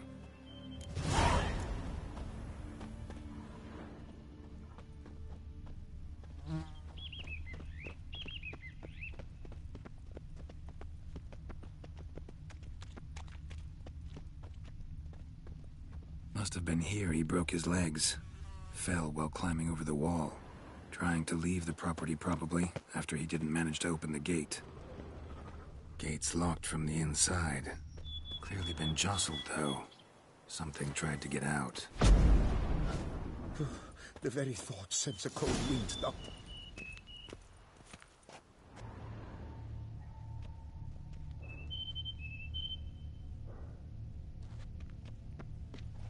Burned alive.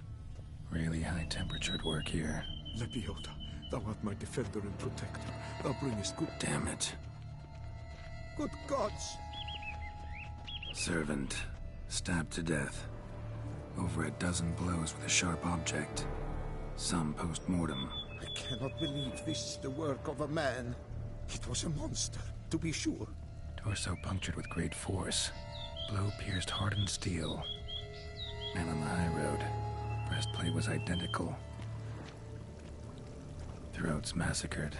One mighty blow. Shield along sides old and dented. Swords ceremonial. And Shay handiwork clearly. Ceremonial bowls. For little sacrifices? Of what? Please, do not say humans.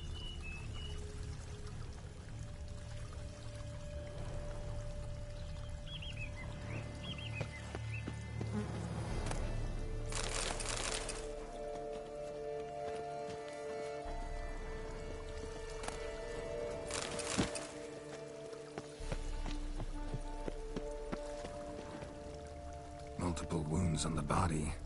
All puncture wounds, but hard to tell what caused them. Victim's human, but the attire's elven. Are you certain? How did he come by it? We've so few non-humans in Tucson. Fled, then dropped to the ground to douse the flames. Didn't manage. Burnt smells growing fainter. Might have been another luckier soul managed to flee.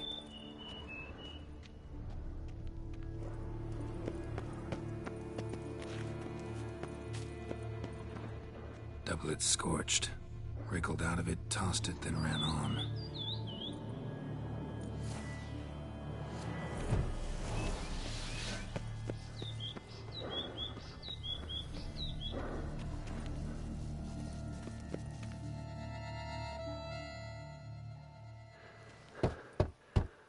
Perhaps there's no one inside after... I know you're in there. Breathing's loud and clear. Open up. We mean you no harm.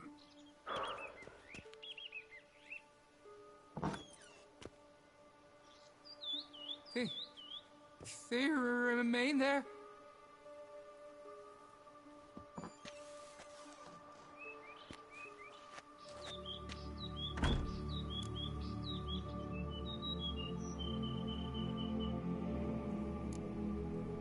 Listen, I'm a witcher. I'm here to help you.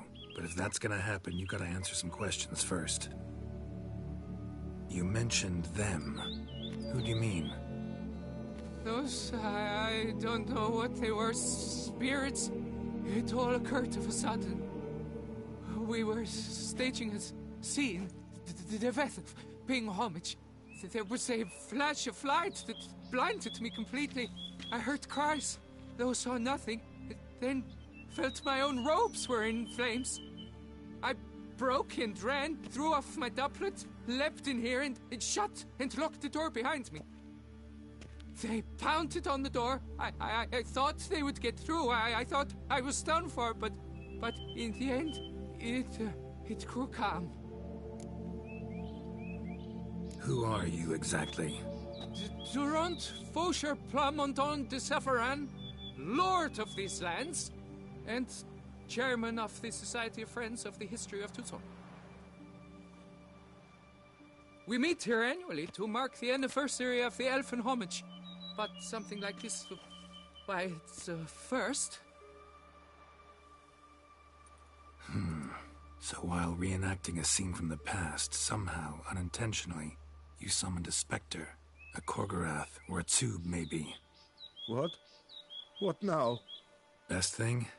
You gotta do it again, of course. Are you mad? Would you have this thing kill us? No, don't want it to kill anyone. Precisely why I gotta do my job. Summon it again, whatever it is, and tend to it once and for all. Durand, think I can reenact the pledge, the giving of homage, alone? It was a great, momentous event. The surrender of Tucson's last elfin king. You will need at least 3 individuals.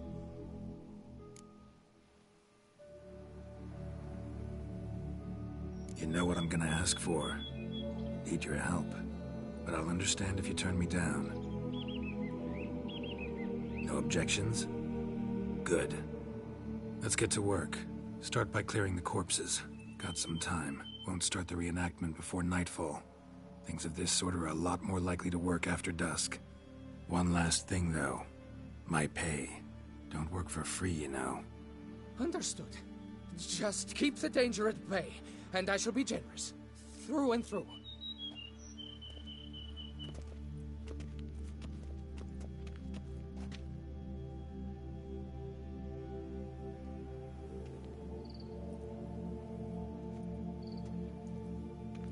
I will stand, or rather, sit in for King Ludovic upon the elfin throne, while you, Witcher, will play the Enche ruler. We must don the costumes. All must be just right.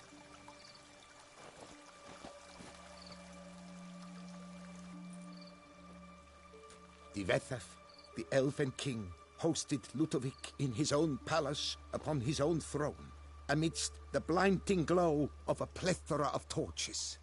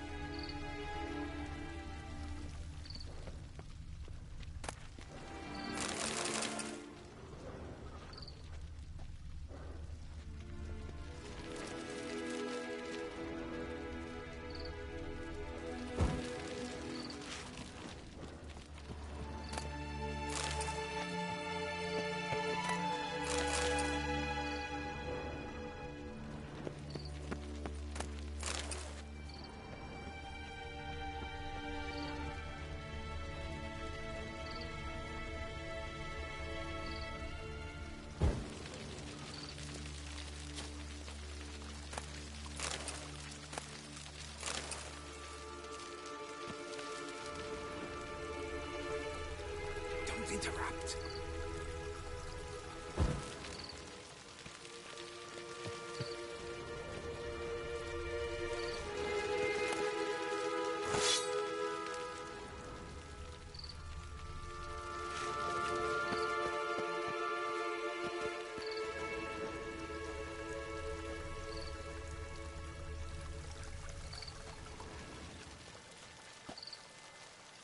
Divethaf laid at Ludovic's feet a loaf of binnen and elfin bread, thus granting humans rule over seat-yielding lands.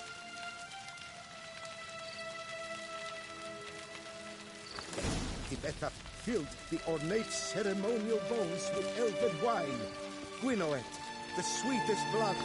Long last, the elfin king grasped his sword and shield, thus symbolically passing command of his armies to humans.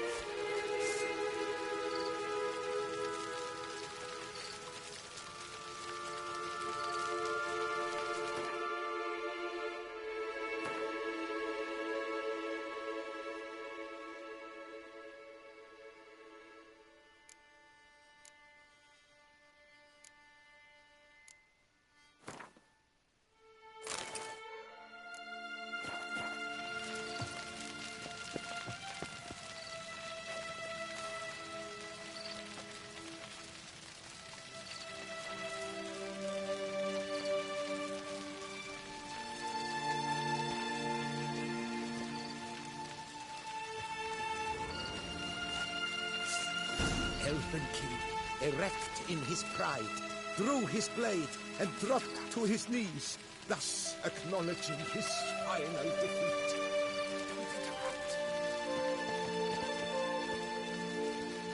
Don't interrupt. Ludovic then spake.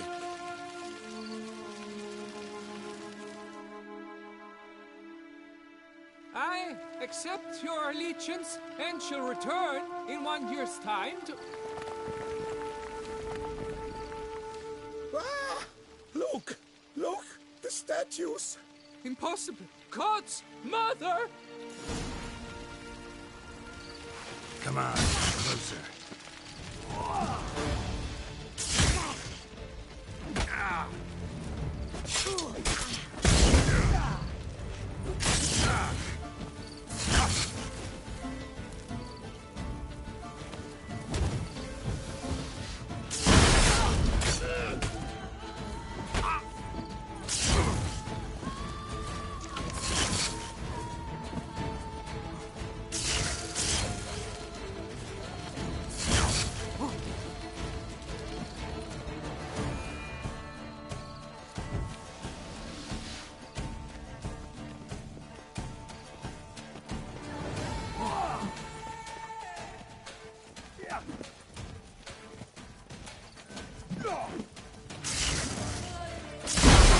Time to end this.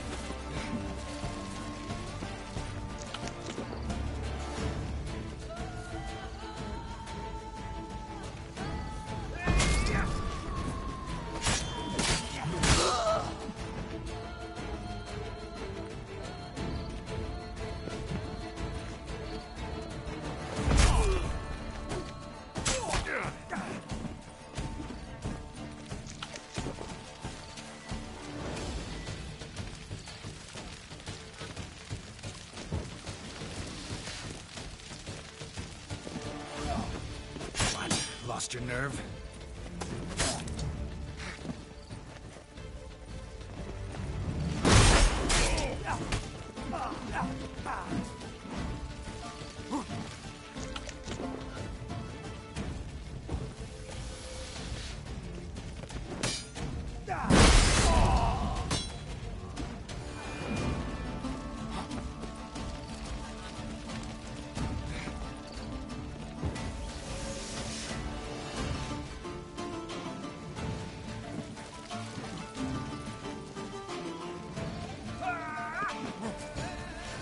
You're gonna make me wait.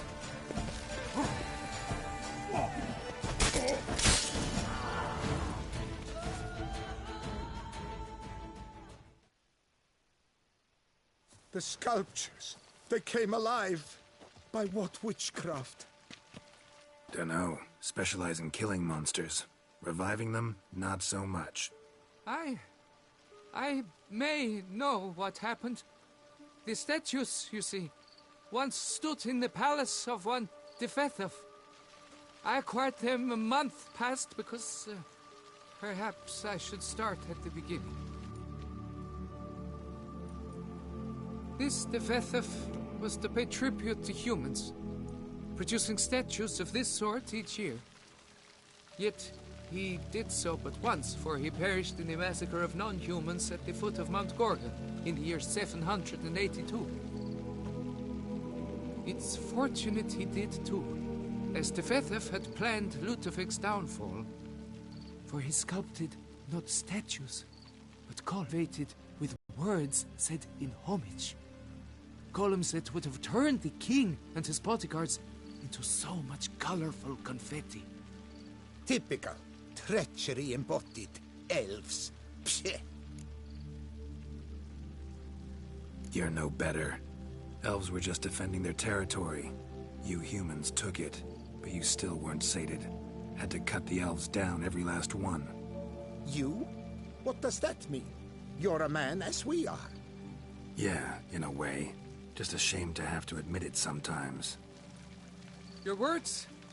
They're wrong, Witcher. But I'll not let you leave empty-handed. Take this, reward. Farewell.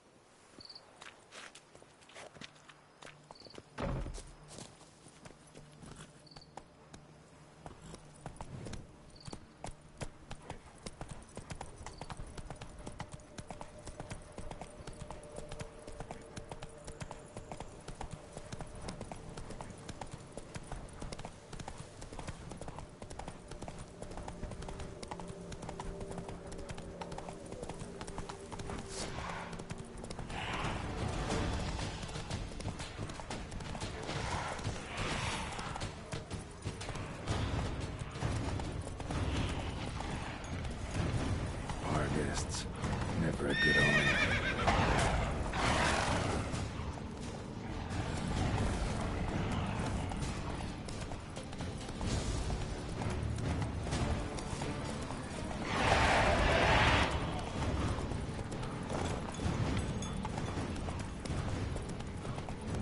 Just as Raven wasn't lying.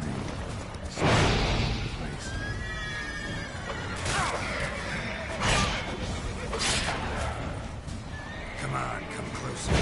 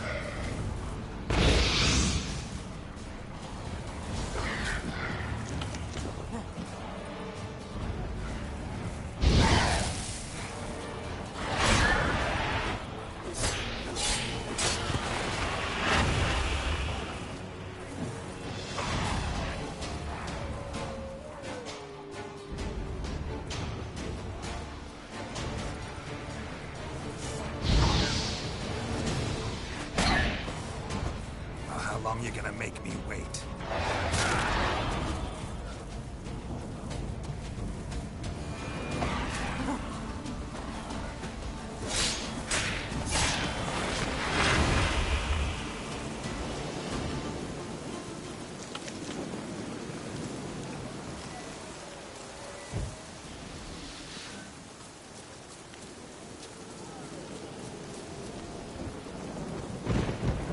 Storm, damn it.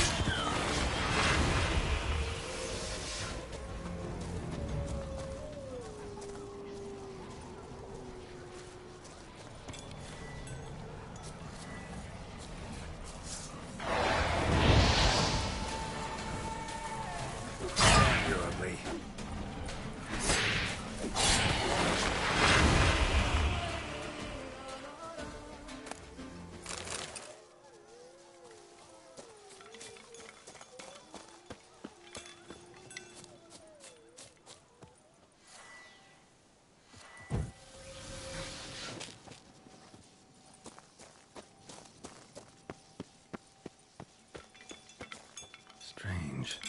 Get a sense that the spoons are beating out some kind of rhythm. A message. Trying to tell me something.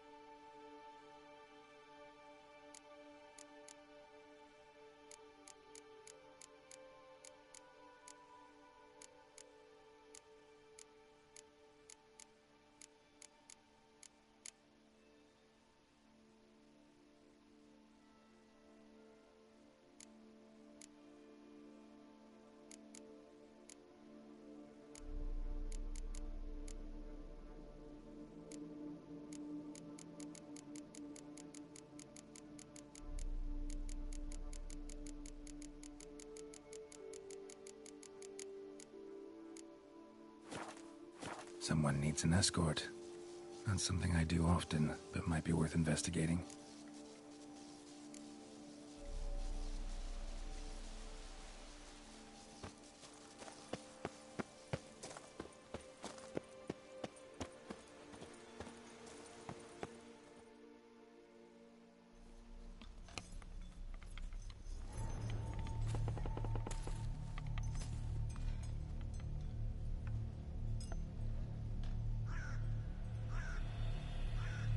None shall sit and dine with you at your table. No spoon you have shall sate you. Never again shall you wish to spy your reflection in the mirror. Sounds like a curse, all right.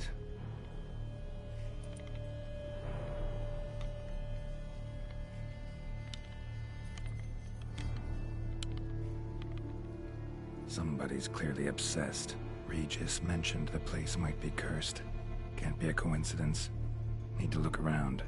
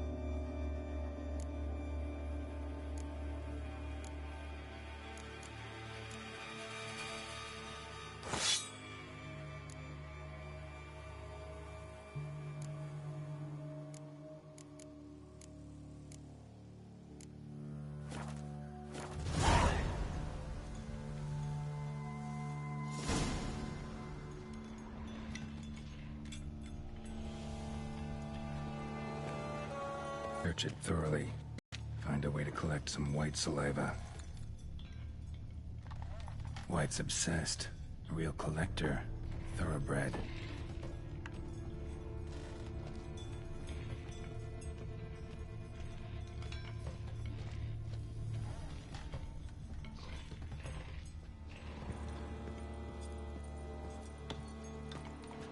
Smashed mirror.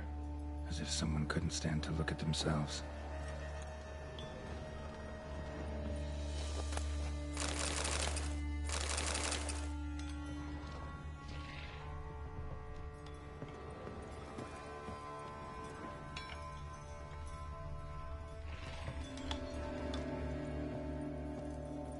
Spoon's incredible.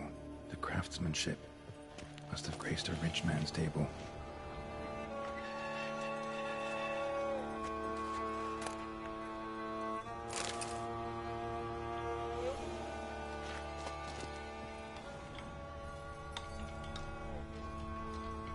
Spoon. Pretty ordinary. Maybe a little old.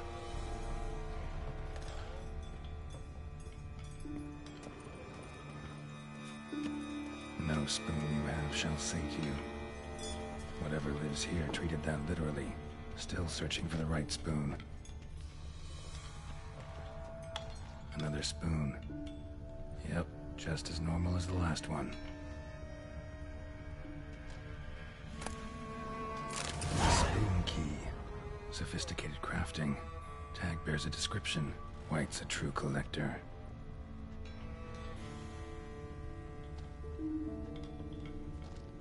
None shall sit and dine with you at your table. No spoon you have shall say to you. Never again shall you wish to spy your reflection in the mirror. White's obsessed. A real collector. Thoroughbred. Skeletons. Doubt they came here willingly. This have anything to do with the curse? None shall sit and dine with you at your table. It'd make sense. Right arm bit right off. Teeth all knocked out. Somebody tried to force feed him. Broken neck. Indentation in the skull's lateral surface. Smacked in the head with something heavy. No claw or fang marks. Probably choked to death.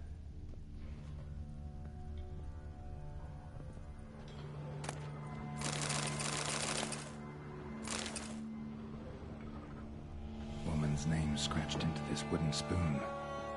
Romantic.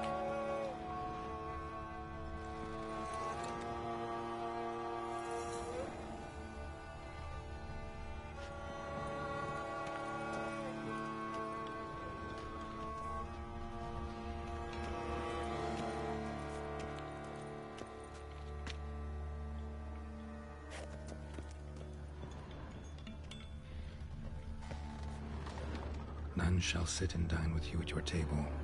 No spoon you have shall say to you.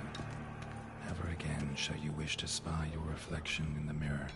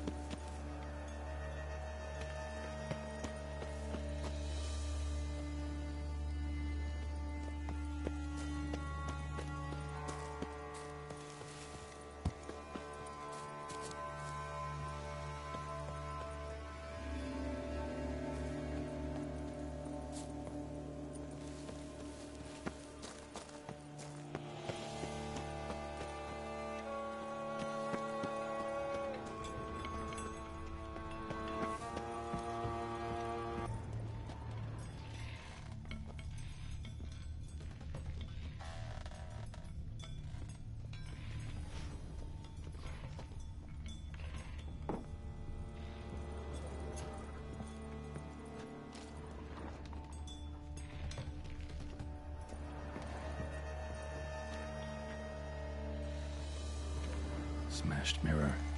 As if someone couldn't stand to look at themselves.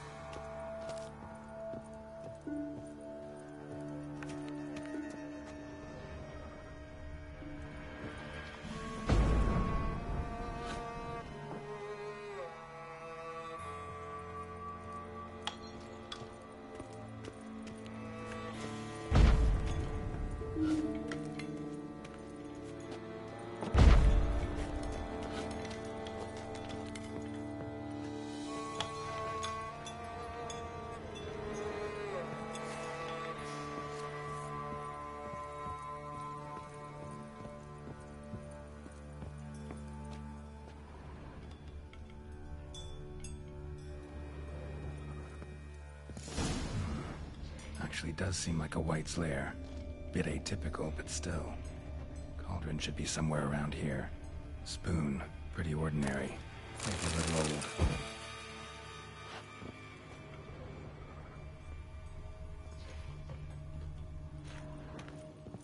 Another spoon. Yep, just as normal as the last one.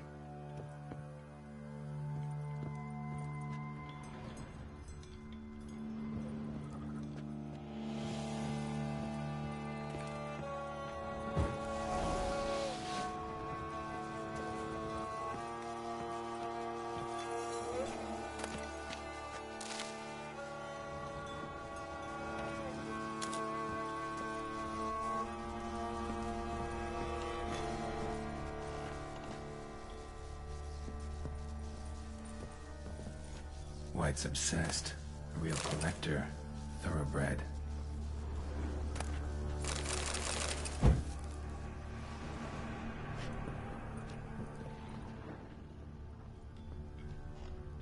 Spoon. Pretty ordinary. Maybe a little old. Thousands of them here. White's been a collector for years. Another spoon. Yep, just as normal as the last one. White's obsessed. A real collector. Thoroughbred.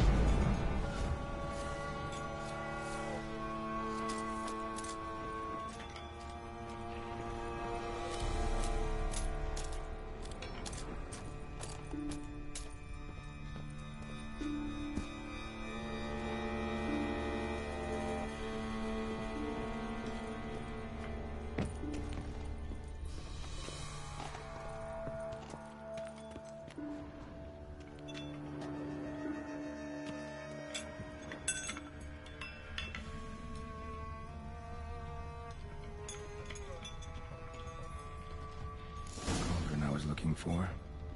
White's not particularly tiny. Spoon, pretty ordinary. Maybe a little old. Table set. White, who lives here, is getting ready for some sort of feast. White that lives here, definitely afflicted by a curse, and it's been trying desperately to lift it.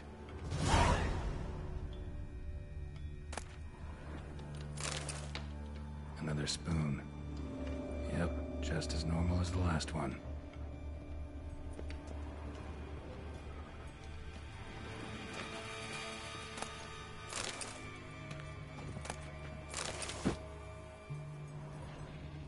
White's obsessed. A real collector. Thoroughbred.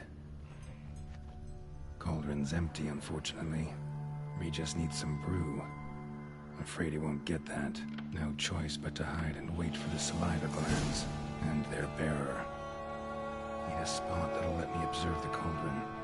Cauldron's empty, unfortunately. We just need some brew. I'm afraid he won't get that. No choice but to hide and wait for the saliva glands and their bearer. Need a spot that'll let me observe the cauldron.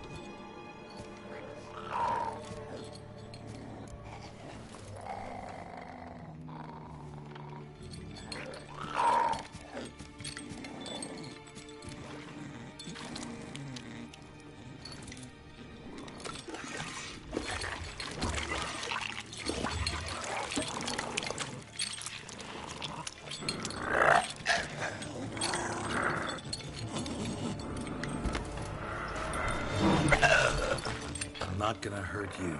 Wanna help? I've seen the words of the curse on the walls. Think I know how to lift it.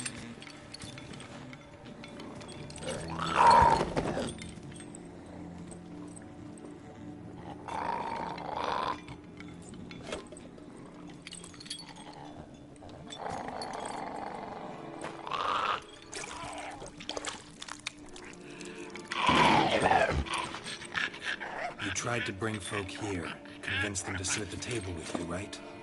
Well, I'm gonna be your guest now. Your willing guest.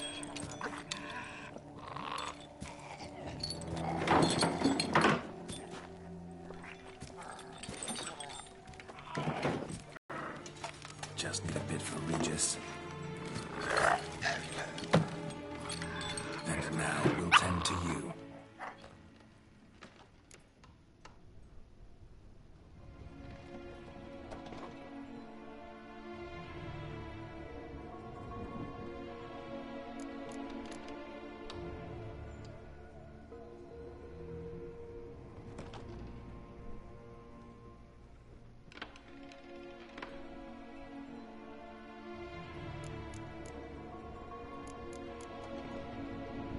Need to get this right. Words of the curse were, none shall sit and dine with you at your table. No spoon you have shall sate you. Never again shall you wish to spy your reflection in the mirror.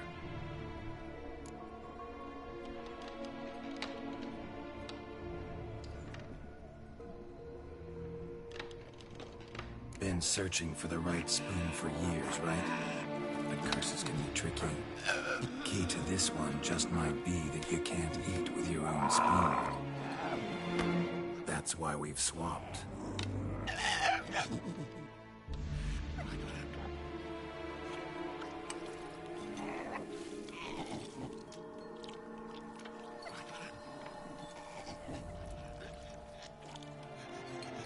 This isn't right.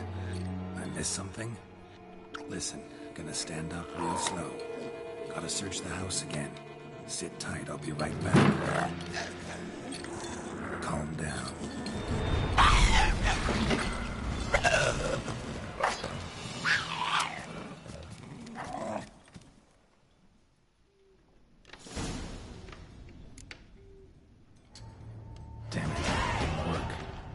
file stuff for nothing. Got the brew for Regis at least. Can't do anything for the White, though. Let's write it down.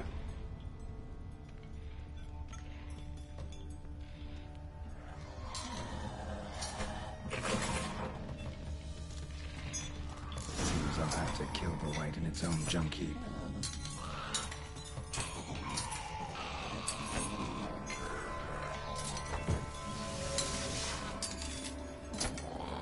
Come on.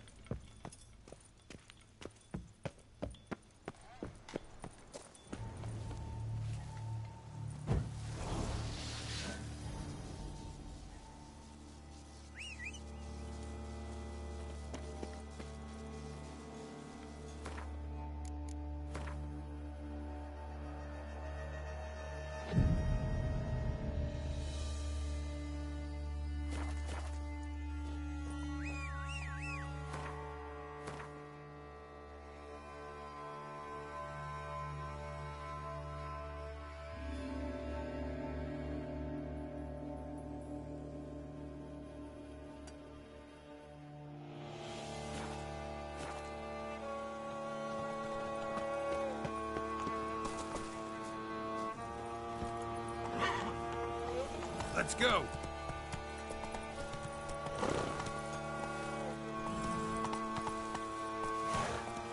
Faster.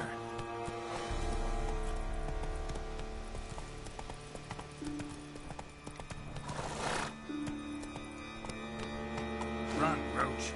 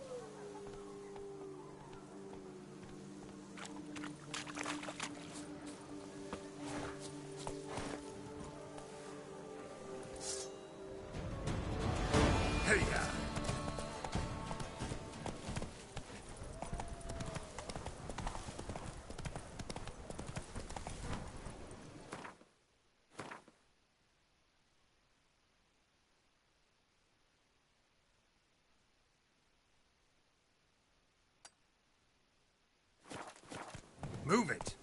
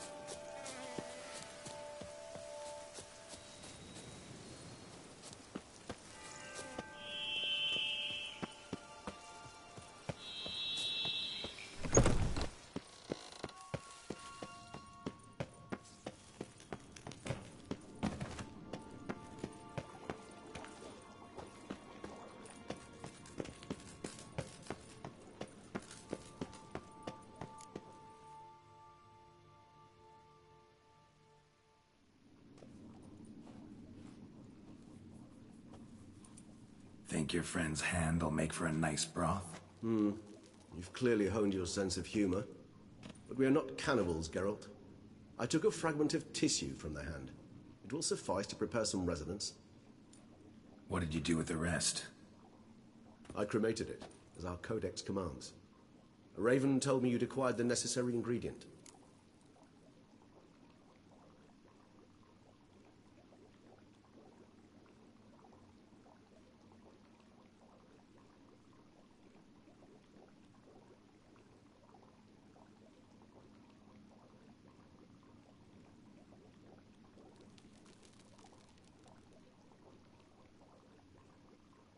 Send your spies after me? My watchers. Were something to go wrong, I could then arrive quickly to help. Managed fine alone, but thanks for the thought. Gonna need much longer to finish brewing resonance? Mentioned a last ingredient, too. What about that? That, I fear, might prove troublesome. You see, to use the concoction to summon the memories of one, the solution must contain the blood of another specimen of the same species. Shouldn't be a problem. I happen to know a higher vampire who should be willing to help. Right, Regis? It's not that simple, I'm afraid. While you were away, I tried my damnedest to identify a replacement, but, alas, none such exists. Not sure I understand what the problem is. Can't we just draw some of your blood? The blood must be in an agitated state. As I'm certain you know, higher vampires can change their corporeal shell. As our flesh changes, so does our blood's chemical composition. To make a long story short, I shall need to induce in myself a state of strong psychokinetic arousal. In brief, madness, rabidity. And that stands to be very, very dangerous.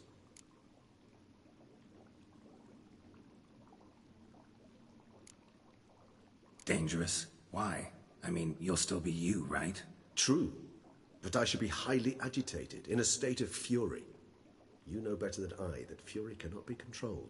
If you've ever seen an enraged vampire, you know very well that all who find themselves nearby will be in grave danger. How will we handle that? I'd rather not have you lunge at me, claws extended. That makes two of us. But worry not. I've thought it through very thoroughly. Details to follow soon. All right. So what do you want to do?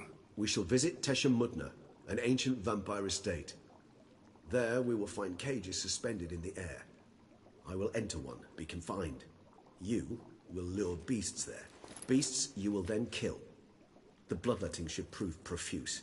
Abundant enough so that the blood scent will drive me mad. Wild.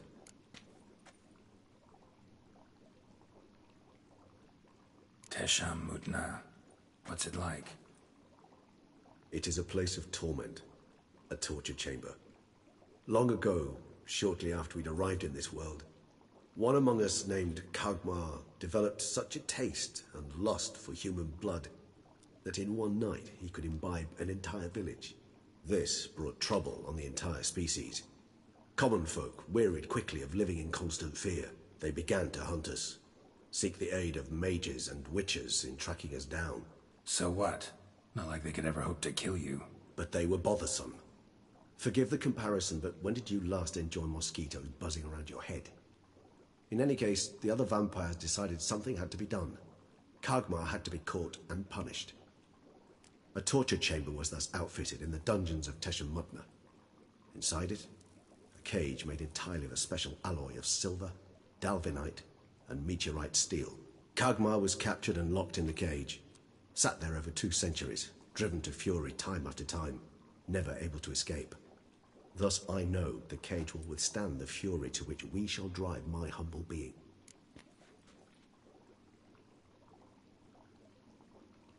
See no reason to dawdle. Teshem Mudna. Take me there. In a moment. Just one last thing.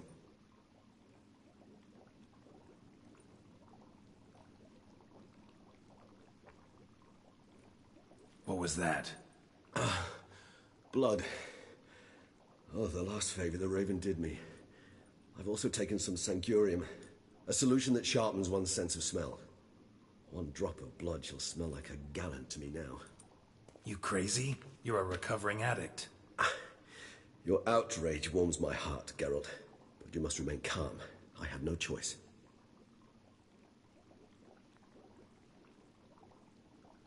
As things stand, the die is cast. High time we set off for Teshem Mudna. My head's spinning already, and you're starting to smell quite tasty. And you're starting to scare me.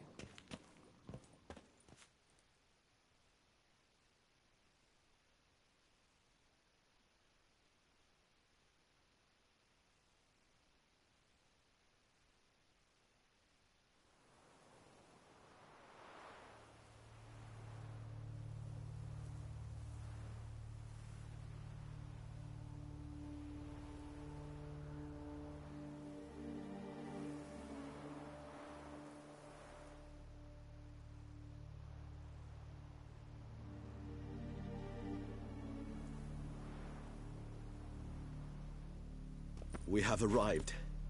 The sacrificial chamber of torture and torment lies underground.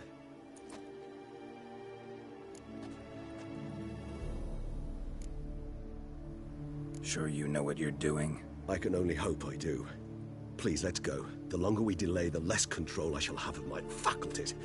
I'd really prefer not to hurt you. You lead.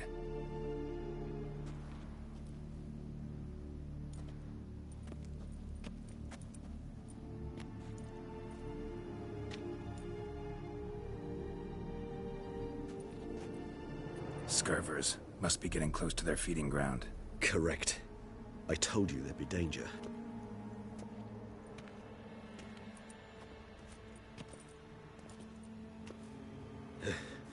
Beyond this wall lies... an ancient vampire dungeon. Seen a lot of things in my time. Nothing quite like this, though. I feel honored. A man with such a wealth of experience, yet I'm about to show him something new. Now, to open it.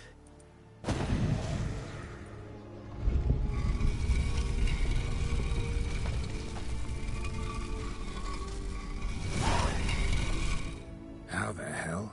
It's an ancient form of protection against unwanted guests. The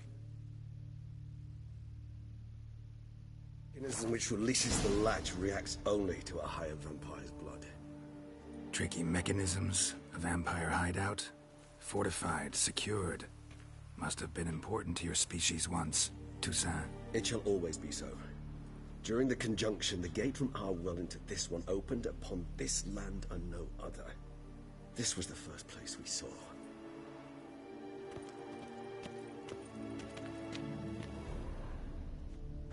Victim's been disemboweled, intestines ripped clear out. Scurvers have gnawed on this corpse.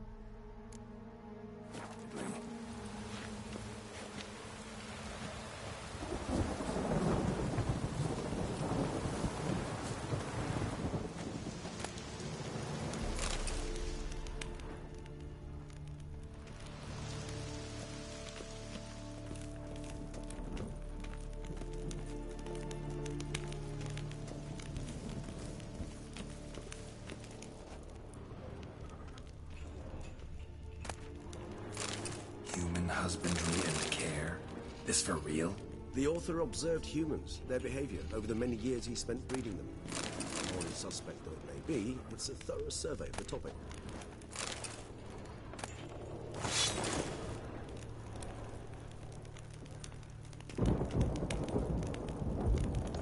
This place. There's evil here. Death hangs in the air. Yes. A great many beings have breathed their last here.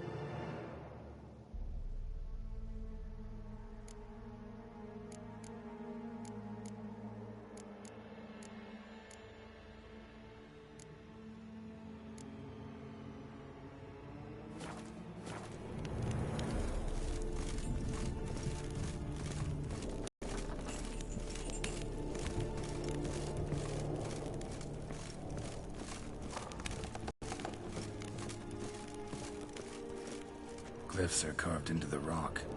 Coated with blood used to be. They mean something? They're emblems, symbols of, well, what you would call tribes, dispersed throughout the world after the conjunction. My ancestors placed them here to remind us all where we came from. Seems your kind assembled a peculiar little library. Indeed. Though I personally did not lay a hand to it. What's this symbol mean? It's the symbol of the Tedet. Those who went east, beyond the Blue Mountains. And this one? Which tribe's this? Garisham. My tribe, and Dettlar's. We both remained in this part of the world. Cells? Who for? Ah, disgraceful. Excruciatingly so, this particular page from my history. I'd rather not summon the demons of the past if it's... And this one? Which tribe's this? Garisham. My tribe, and Dettlar's. We both remained in this part of the world. Whose is this glyph? Amaran. They ventured beyond the sea. What's this symbol mean? It's the symbol of the Tedet. Those who went east, beyond the Blue Mountains. What's this symbol mean? It's the symbol of the Tedet. Those who went east, beyond the Blue Mountains.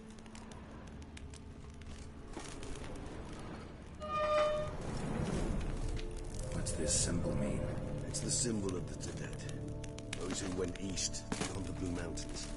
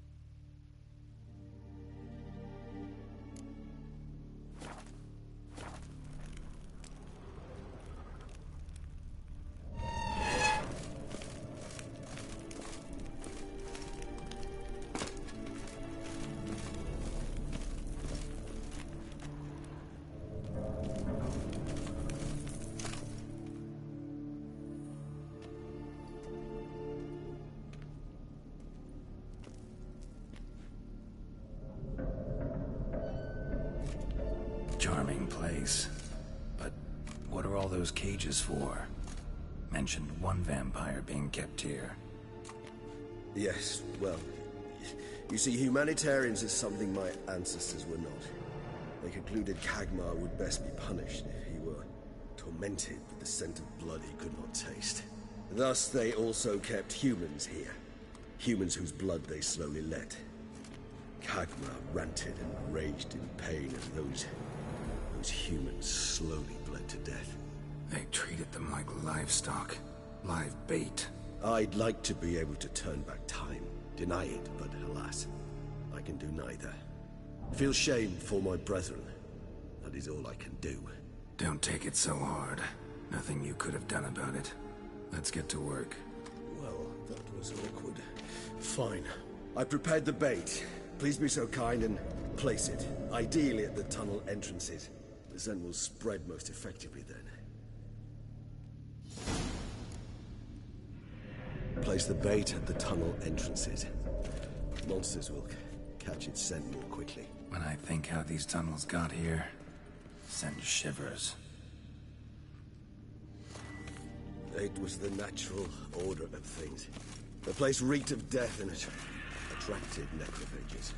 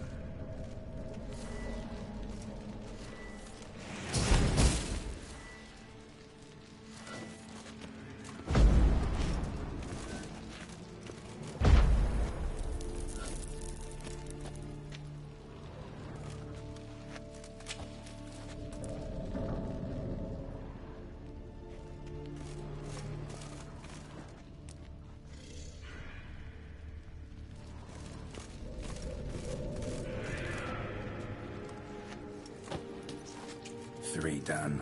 One left. Think this'll work? I certainly hope so. The meat stench is so thick, I'd wager it carries clear to Novigrad.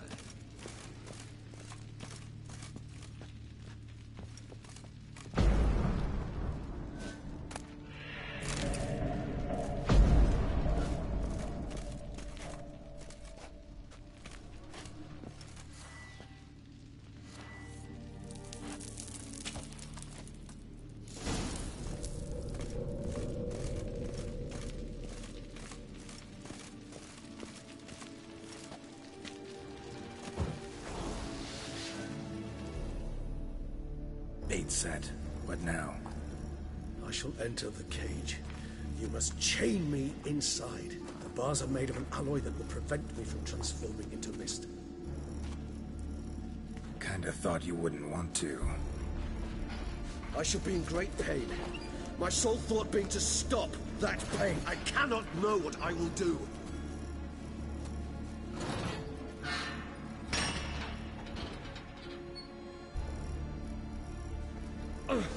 We must hurry.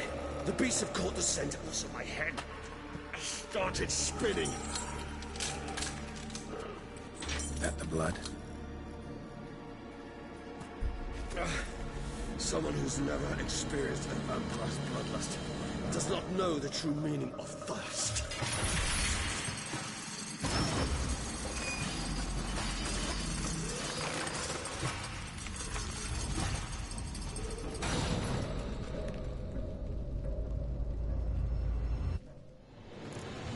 Maybe we need a safe word.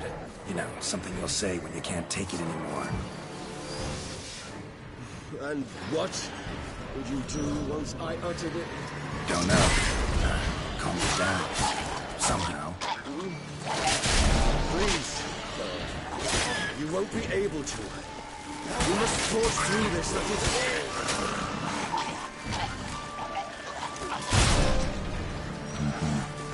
I smell the blood.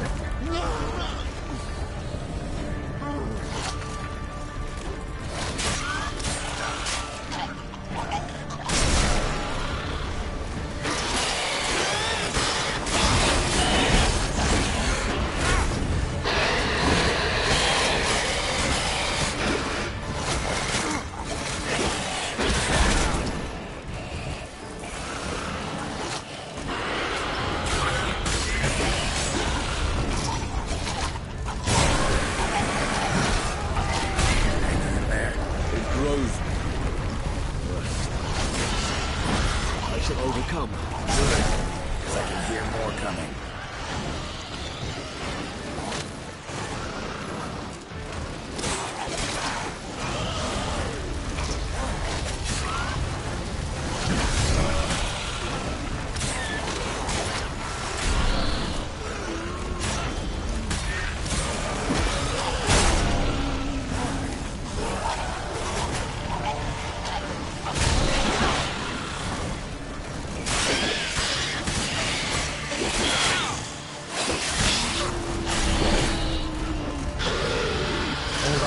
Let you out.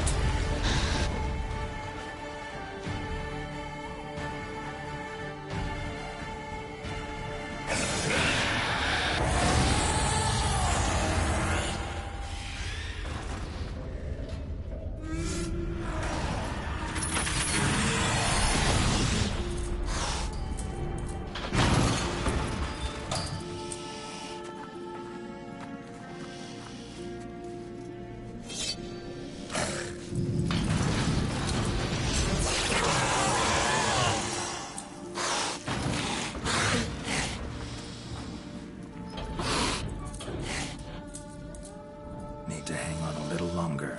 Blood'll dry in a few hours. Scent won't bother me.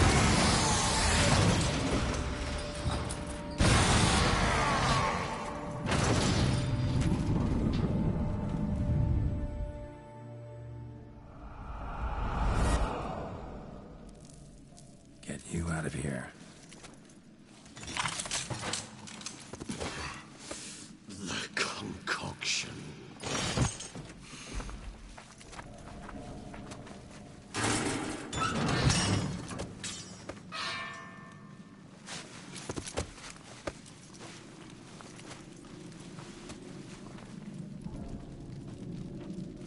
You can't finish it in this state. Tell me how. I'll help you.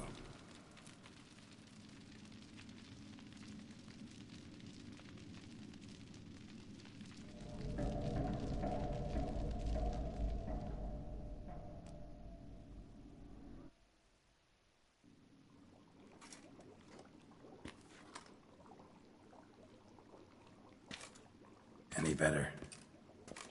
Far from ideal. And some time must pass before I fully recover. But yes, a bit better, thank you.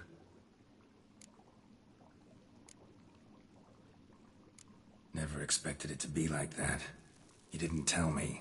We need not discuss it. But we do. Because if I'd known you were going to subject yourself to torture... What would you have done? Found Dettlaff some other way. I did not wish you to use any other way. Did that occur to you? No, because I thought no being would ever willingly subject itself to that kind of pain. You vampires aren't any different from us in that regard. I told you, the pain is my way of paying my debt. The enormous debt I owe Dettlaff. If I had to do it again, I would, in a heartbeat. Resonance. It's ready. Are you certain you followed the formula? The proportions were exact, the brewing time precise. This is important, Geralt. The slightest deviation could cost even a witcher dearly. Relax. Got some experience brewing potions. Very well. In that case, let's begin.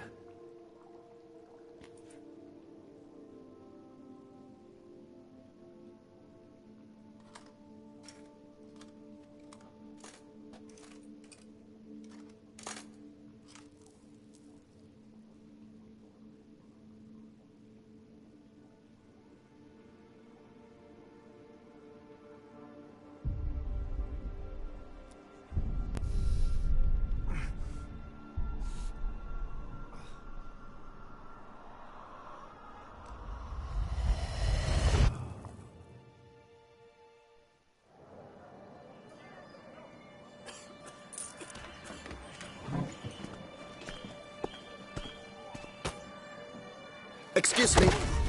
I shall only take a moment. You jumped the queue, sir. But Count, sir, you must understand. I've a meeting. The Count... Sir, you were next. Please, take a seat. This gentleman was here first. Step down or you shall regret it. Ah, fails to realize he was your friend, Count.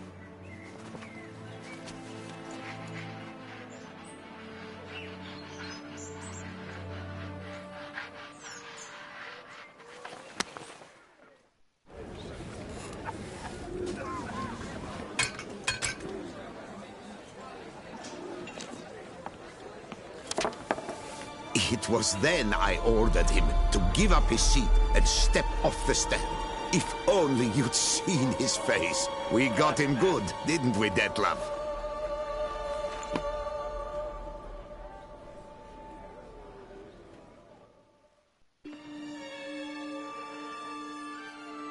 And then Mother insisted we buy the mill. Curious, eh?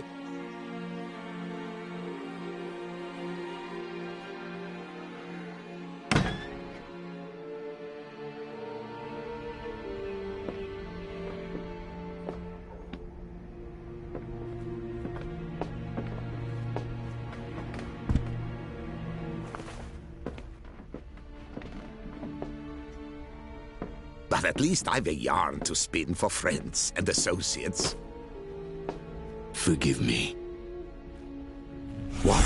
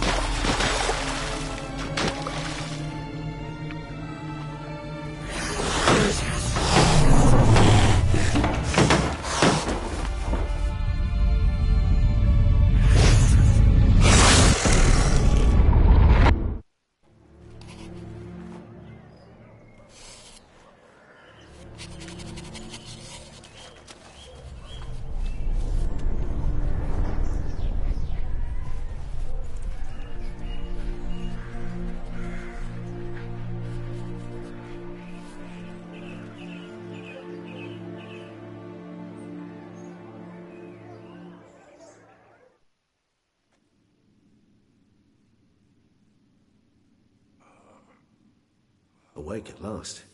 You ride like a squirrel caught in a snare. I'd begun to fear they were death throes, that you'd departed. Sure wasn't pleasant, but it worked. What did you see? Delacroix. His death did not come easy. Seems Dettlaff had made friends with him. Still killed him, chopped up his corpse. And he was overcome with fury, remorse, Dettlaff the hand that had committed the murder. Interesting. And entirely unlike the Dettlaff I know. See anything else?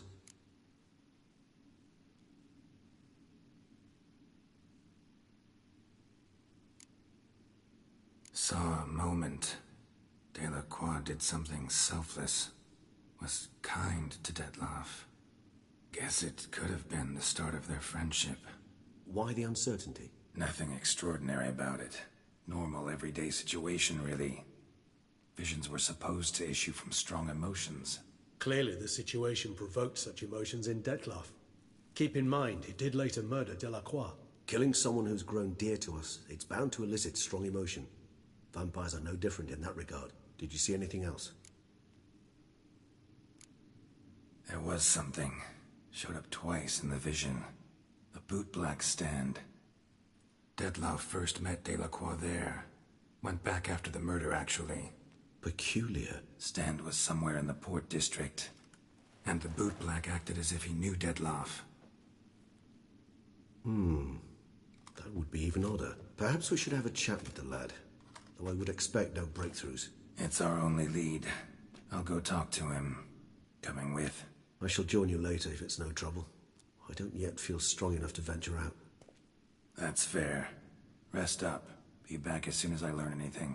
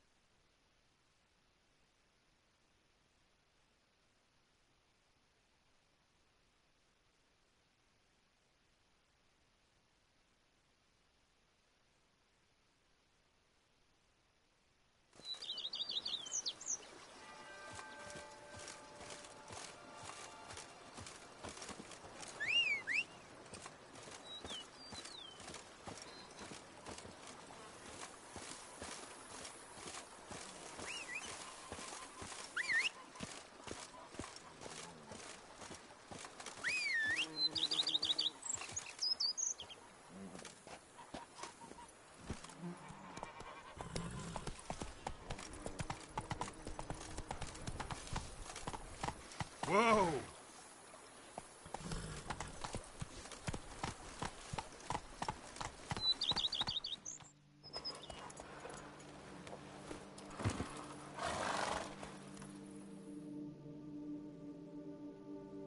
Welcome home, sir. I am Barnabas Basil Fawlty, by order of the Duchess I shall serve you as Major Domo of Corfu Bianco. I previously served with distinction at the Nibli family manor and in Nazaire with Admiral Rompali, who, as you are certain to know, is an extraordinary, demanding gentleman. Whoa, Barnabas Basil. One thing you ought to know. I'm not your typical landed gentleman. Truth be told, this is the first real property I've ever owned. Oh, in that case, you must leave it all to me. I shall organize, see to everything, and whip the house into order.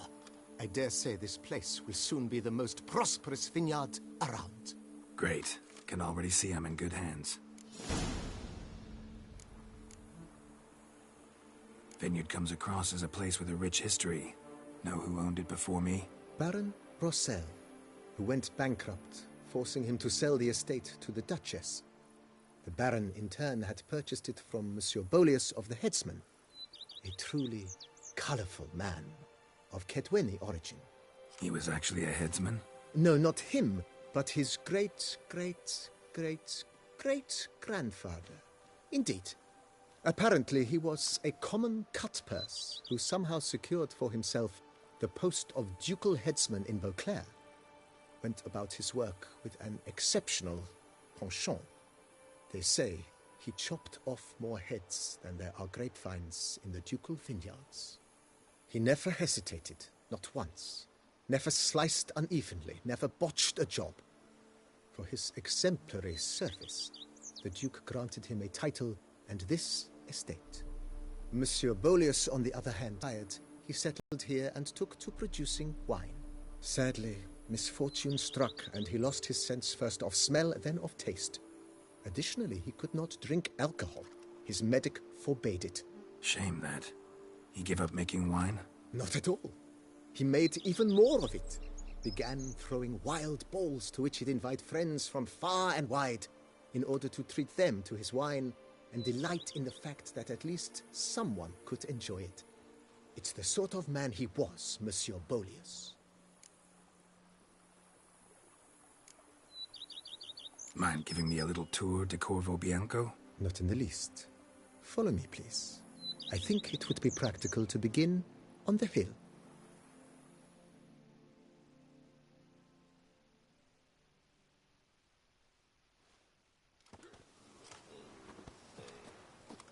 Behold, sir, your estate in all its splendor. Pretty vast. Indeed. And now, sir, allow me to show you a handful of interesting details. Follow me, please. Been a major domo all your life? Yes, I come from a long line of major domos. My father was a major domo, as was my grandfather before him, as was my great-aunt. In fact, she was the one to start the tradition. Great-aunt? A hard woman. It is said that already as a child, she knew where she was going and went there. When she arrived in Beauclair, she signed on as a chambermaid at one of the vineyards, then slowly worked her way up to major domo. She dragged the rest of the family up the same path.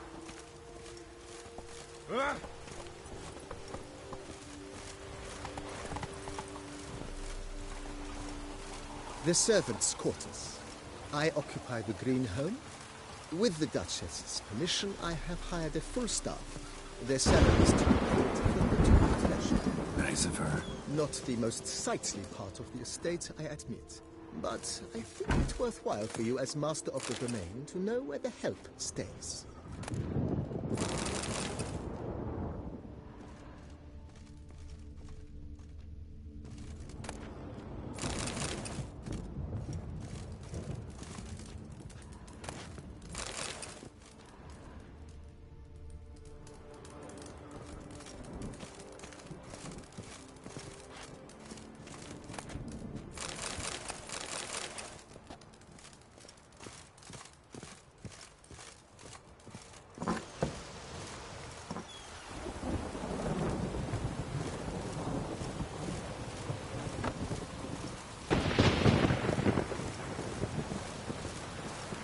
Baron Rossel ordered the vines in this part of the estate uprooted and olive groves planted in their place. They look beautiful, especially outside. Don't look at all bad now, either.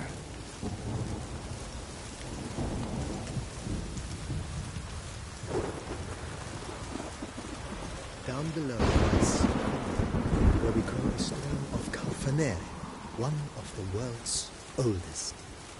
Aged in oak barrels, it provides for an exquisite wine with distinct blackberry, wild cherry, plum, and cinnamon notes. Marvelous. Have to try it one of these days.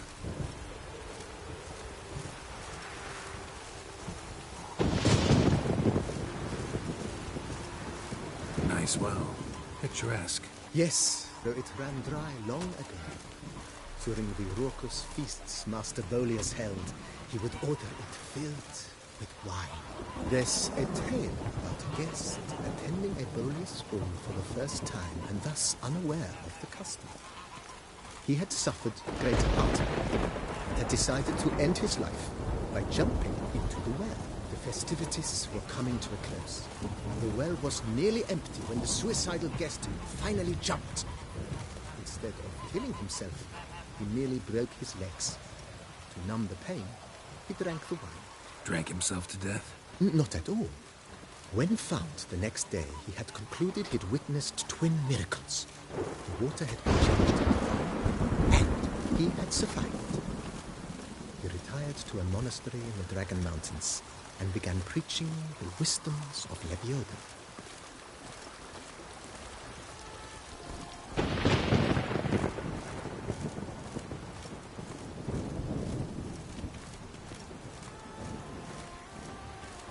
Monsieur Bolius, his wife Nina, kept a garden here.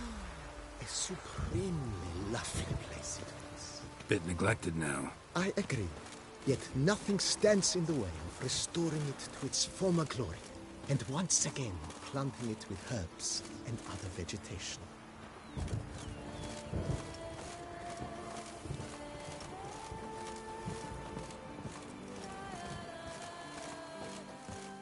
Madame Nina planted diminutive, delicate flowers and herbs here. One might say their aroma still hangs in the air. You're quite the romantic, Barnabas Basil.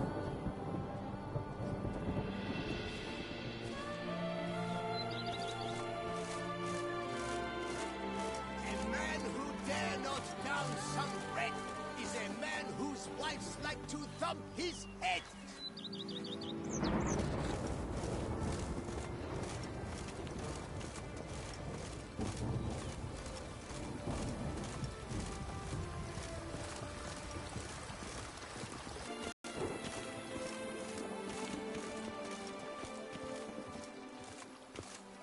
This served as an additional wine cellar in years of plentiful harvests.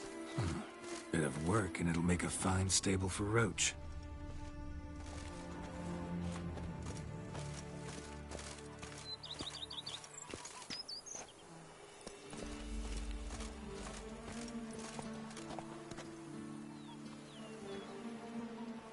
Rather be an eagle than a crane.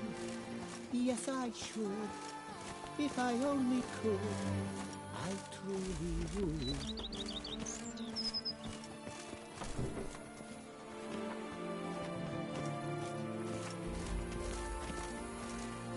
The cellars, voila. During Monsieur Bolis's time, wine was kept here, but Baron Rossel used it to store olive oil as well. I took the liberty of cleaning up the mess which I made while fighting the Bruxa. Thanks, Barnabas Basil. Appreciate it.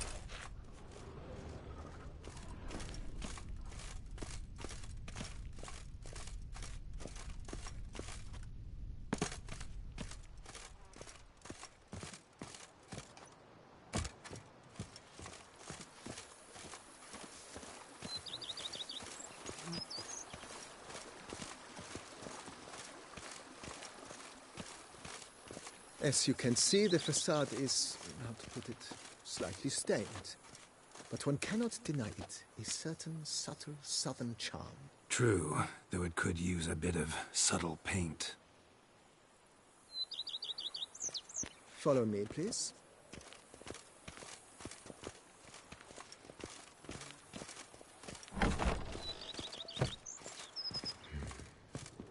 And welcome inside.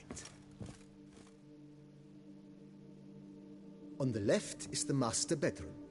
On the right, the dining hall and kitchen. Upstairs, you shall find the guest room, currently used for storage. Not a bad idea. At the moment, the house is only minimally furnished. Yet I believe we will, together, devise some innovative arrangements. A few paintings, for instance, would breathe new life into the abode immediately. With that, sir, you've seen the full lay of the land. Corvo Bianco is a beautiful estate. Though one must admit, time has taken its toll. Forgive me for being forward, but if you were to choose to invest a small sum towards its beautification, consider me at your service on the matter. Think I'll take you up on that. Be sure to come and see you if I decide to do any remodeling.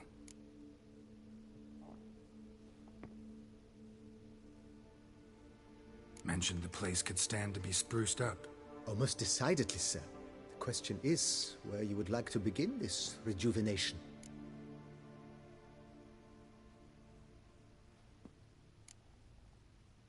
Got these spacious grounds. But maybe it's time to make them more... useful. Oh, yes. We certainly should. The way I see things, given your trade, sir, you would be wise to put in a grindstone and an armorer's table. A good way to start things off, don't you think?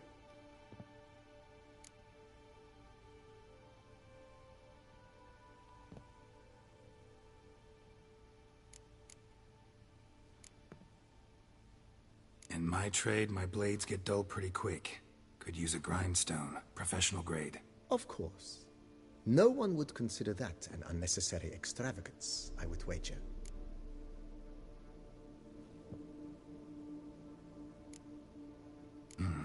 Know what? Might not be the best time to lay out that kind of coin. Let me sleep on it. Ponder the notion however long you wish, sir. I'm at your disposal always. If you don't mind, I'd rather postpone talking about renovations. Need to ask you something else. Of course, sir, as you wish. What is the nature of your inquiry? That's all for now, BB. Thanks.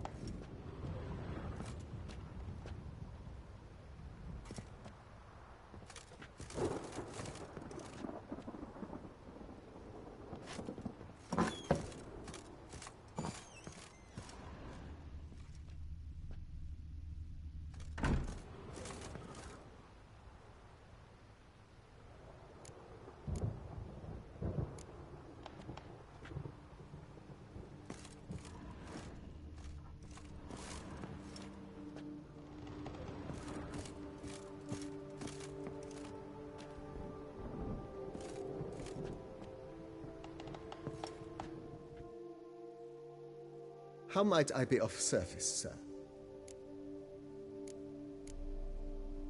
Starting to really like this place. Maybe we should keep going, refurbish some more. What do you think, BB? As you wish, sir. Shall we see to the house or the grounds this time? Been thinking about the outer walls. Maybe a fresh coat of paint or some patching. If I might dare to make a suggestion, why not start with a general renovation? I once oversaw such work at Admiral Rompelli's summer residence. The effects were simply breathtaking. Not only did the residence positively sparkle afterwards, but we also made room to display the Admiral's armor and weapons, of which he was a passionate collector.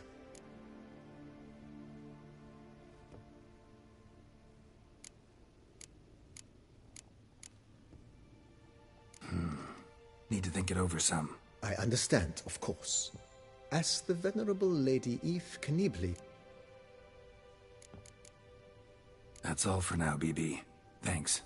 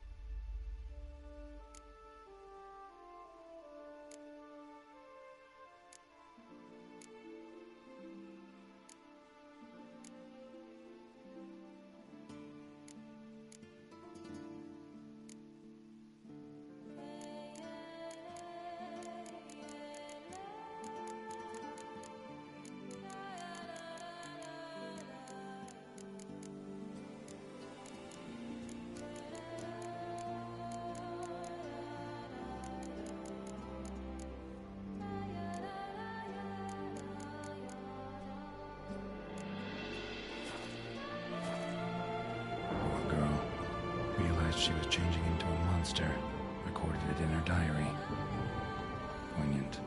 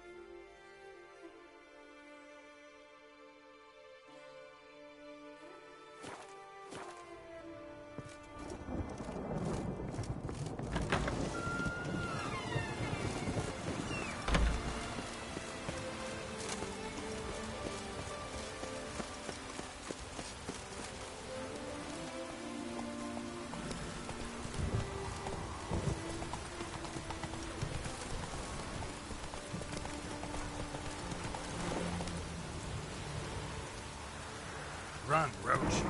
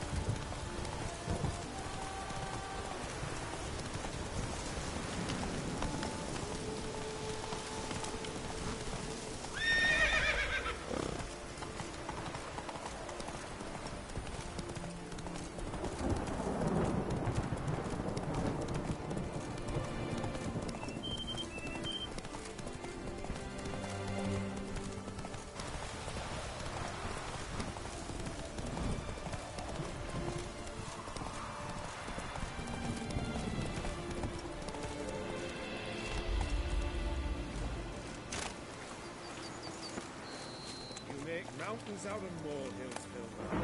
Should be better than fight. I must insist, Count.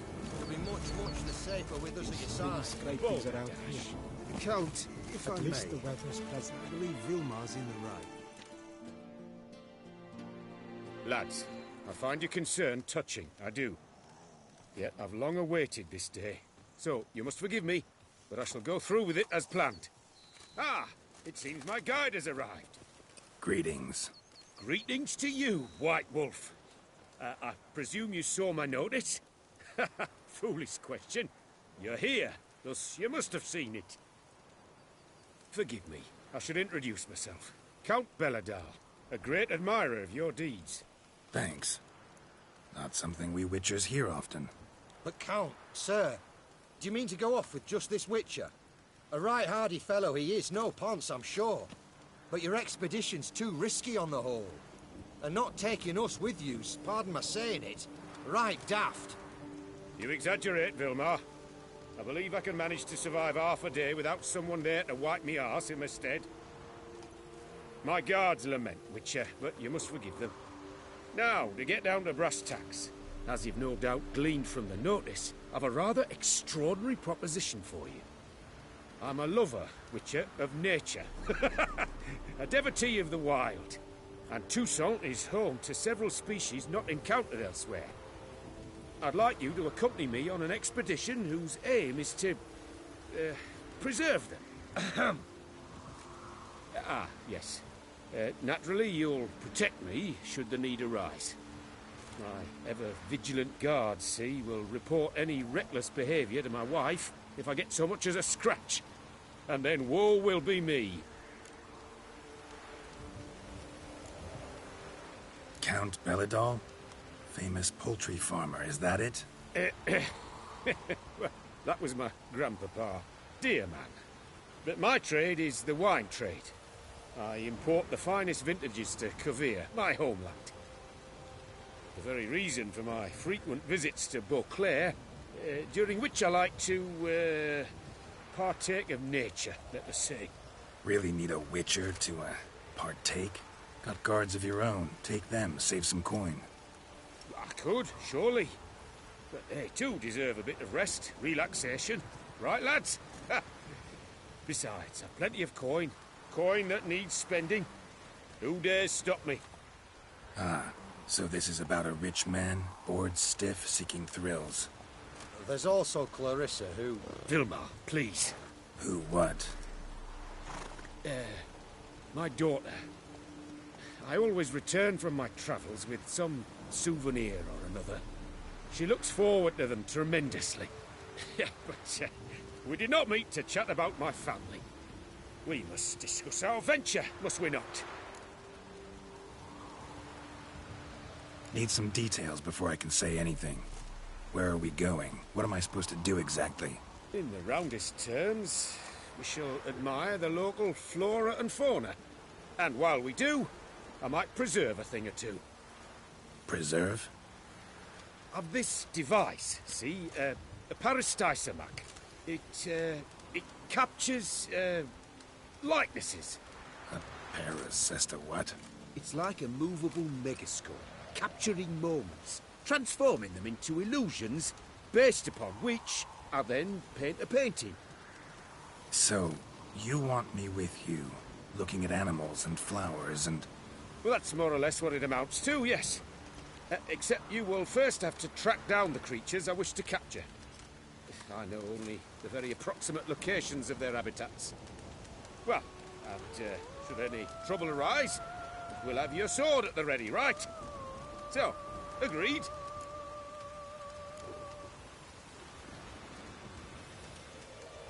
Pretty unusual contract. I couldn't agree more, yes. And I'm prepared to pay a commensurately high fee. Don't mind if we actually talk about exactly how high that'll be first, do you? Why ever would I? Please, simply tell me how much you wish to receive.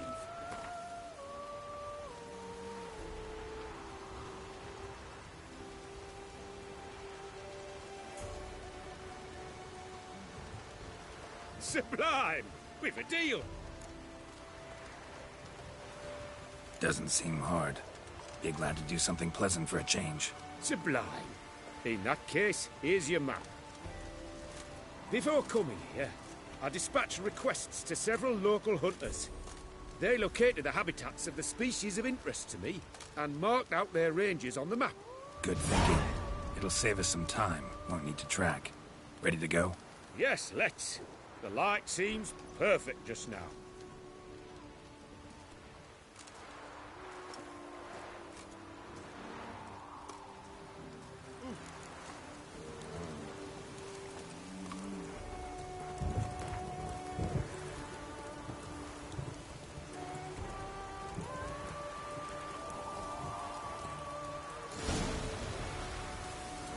Seems I got the map, so I'll lead.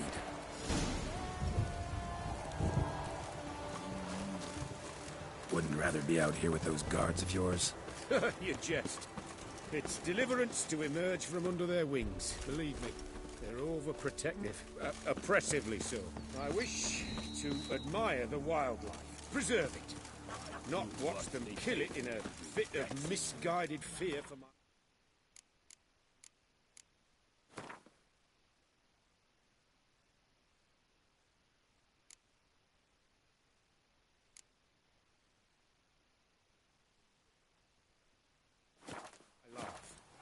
What if the wildlife attacks us?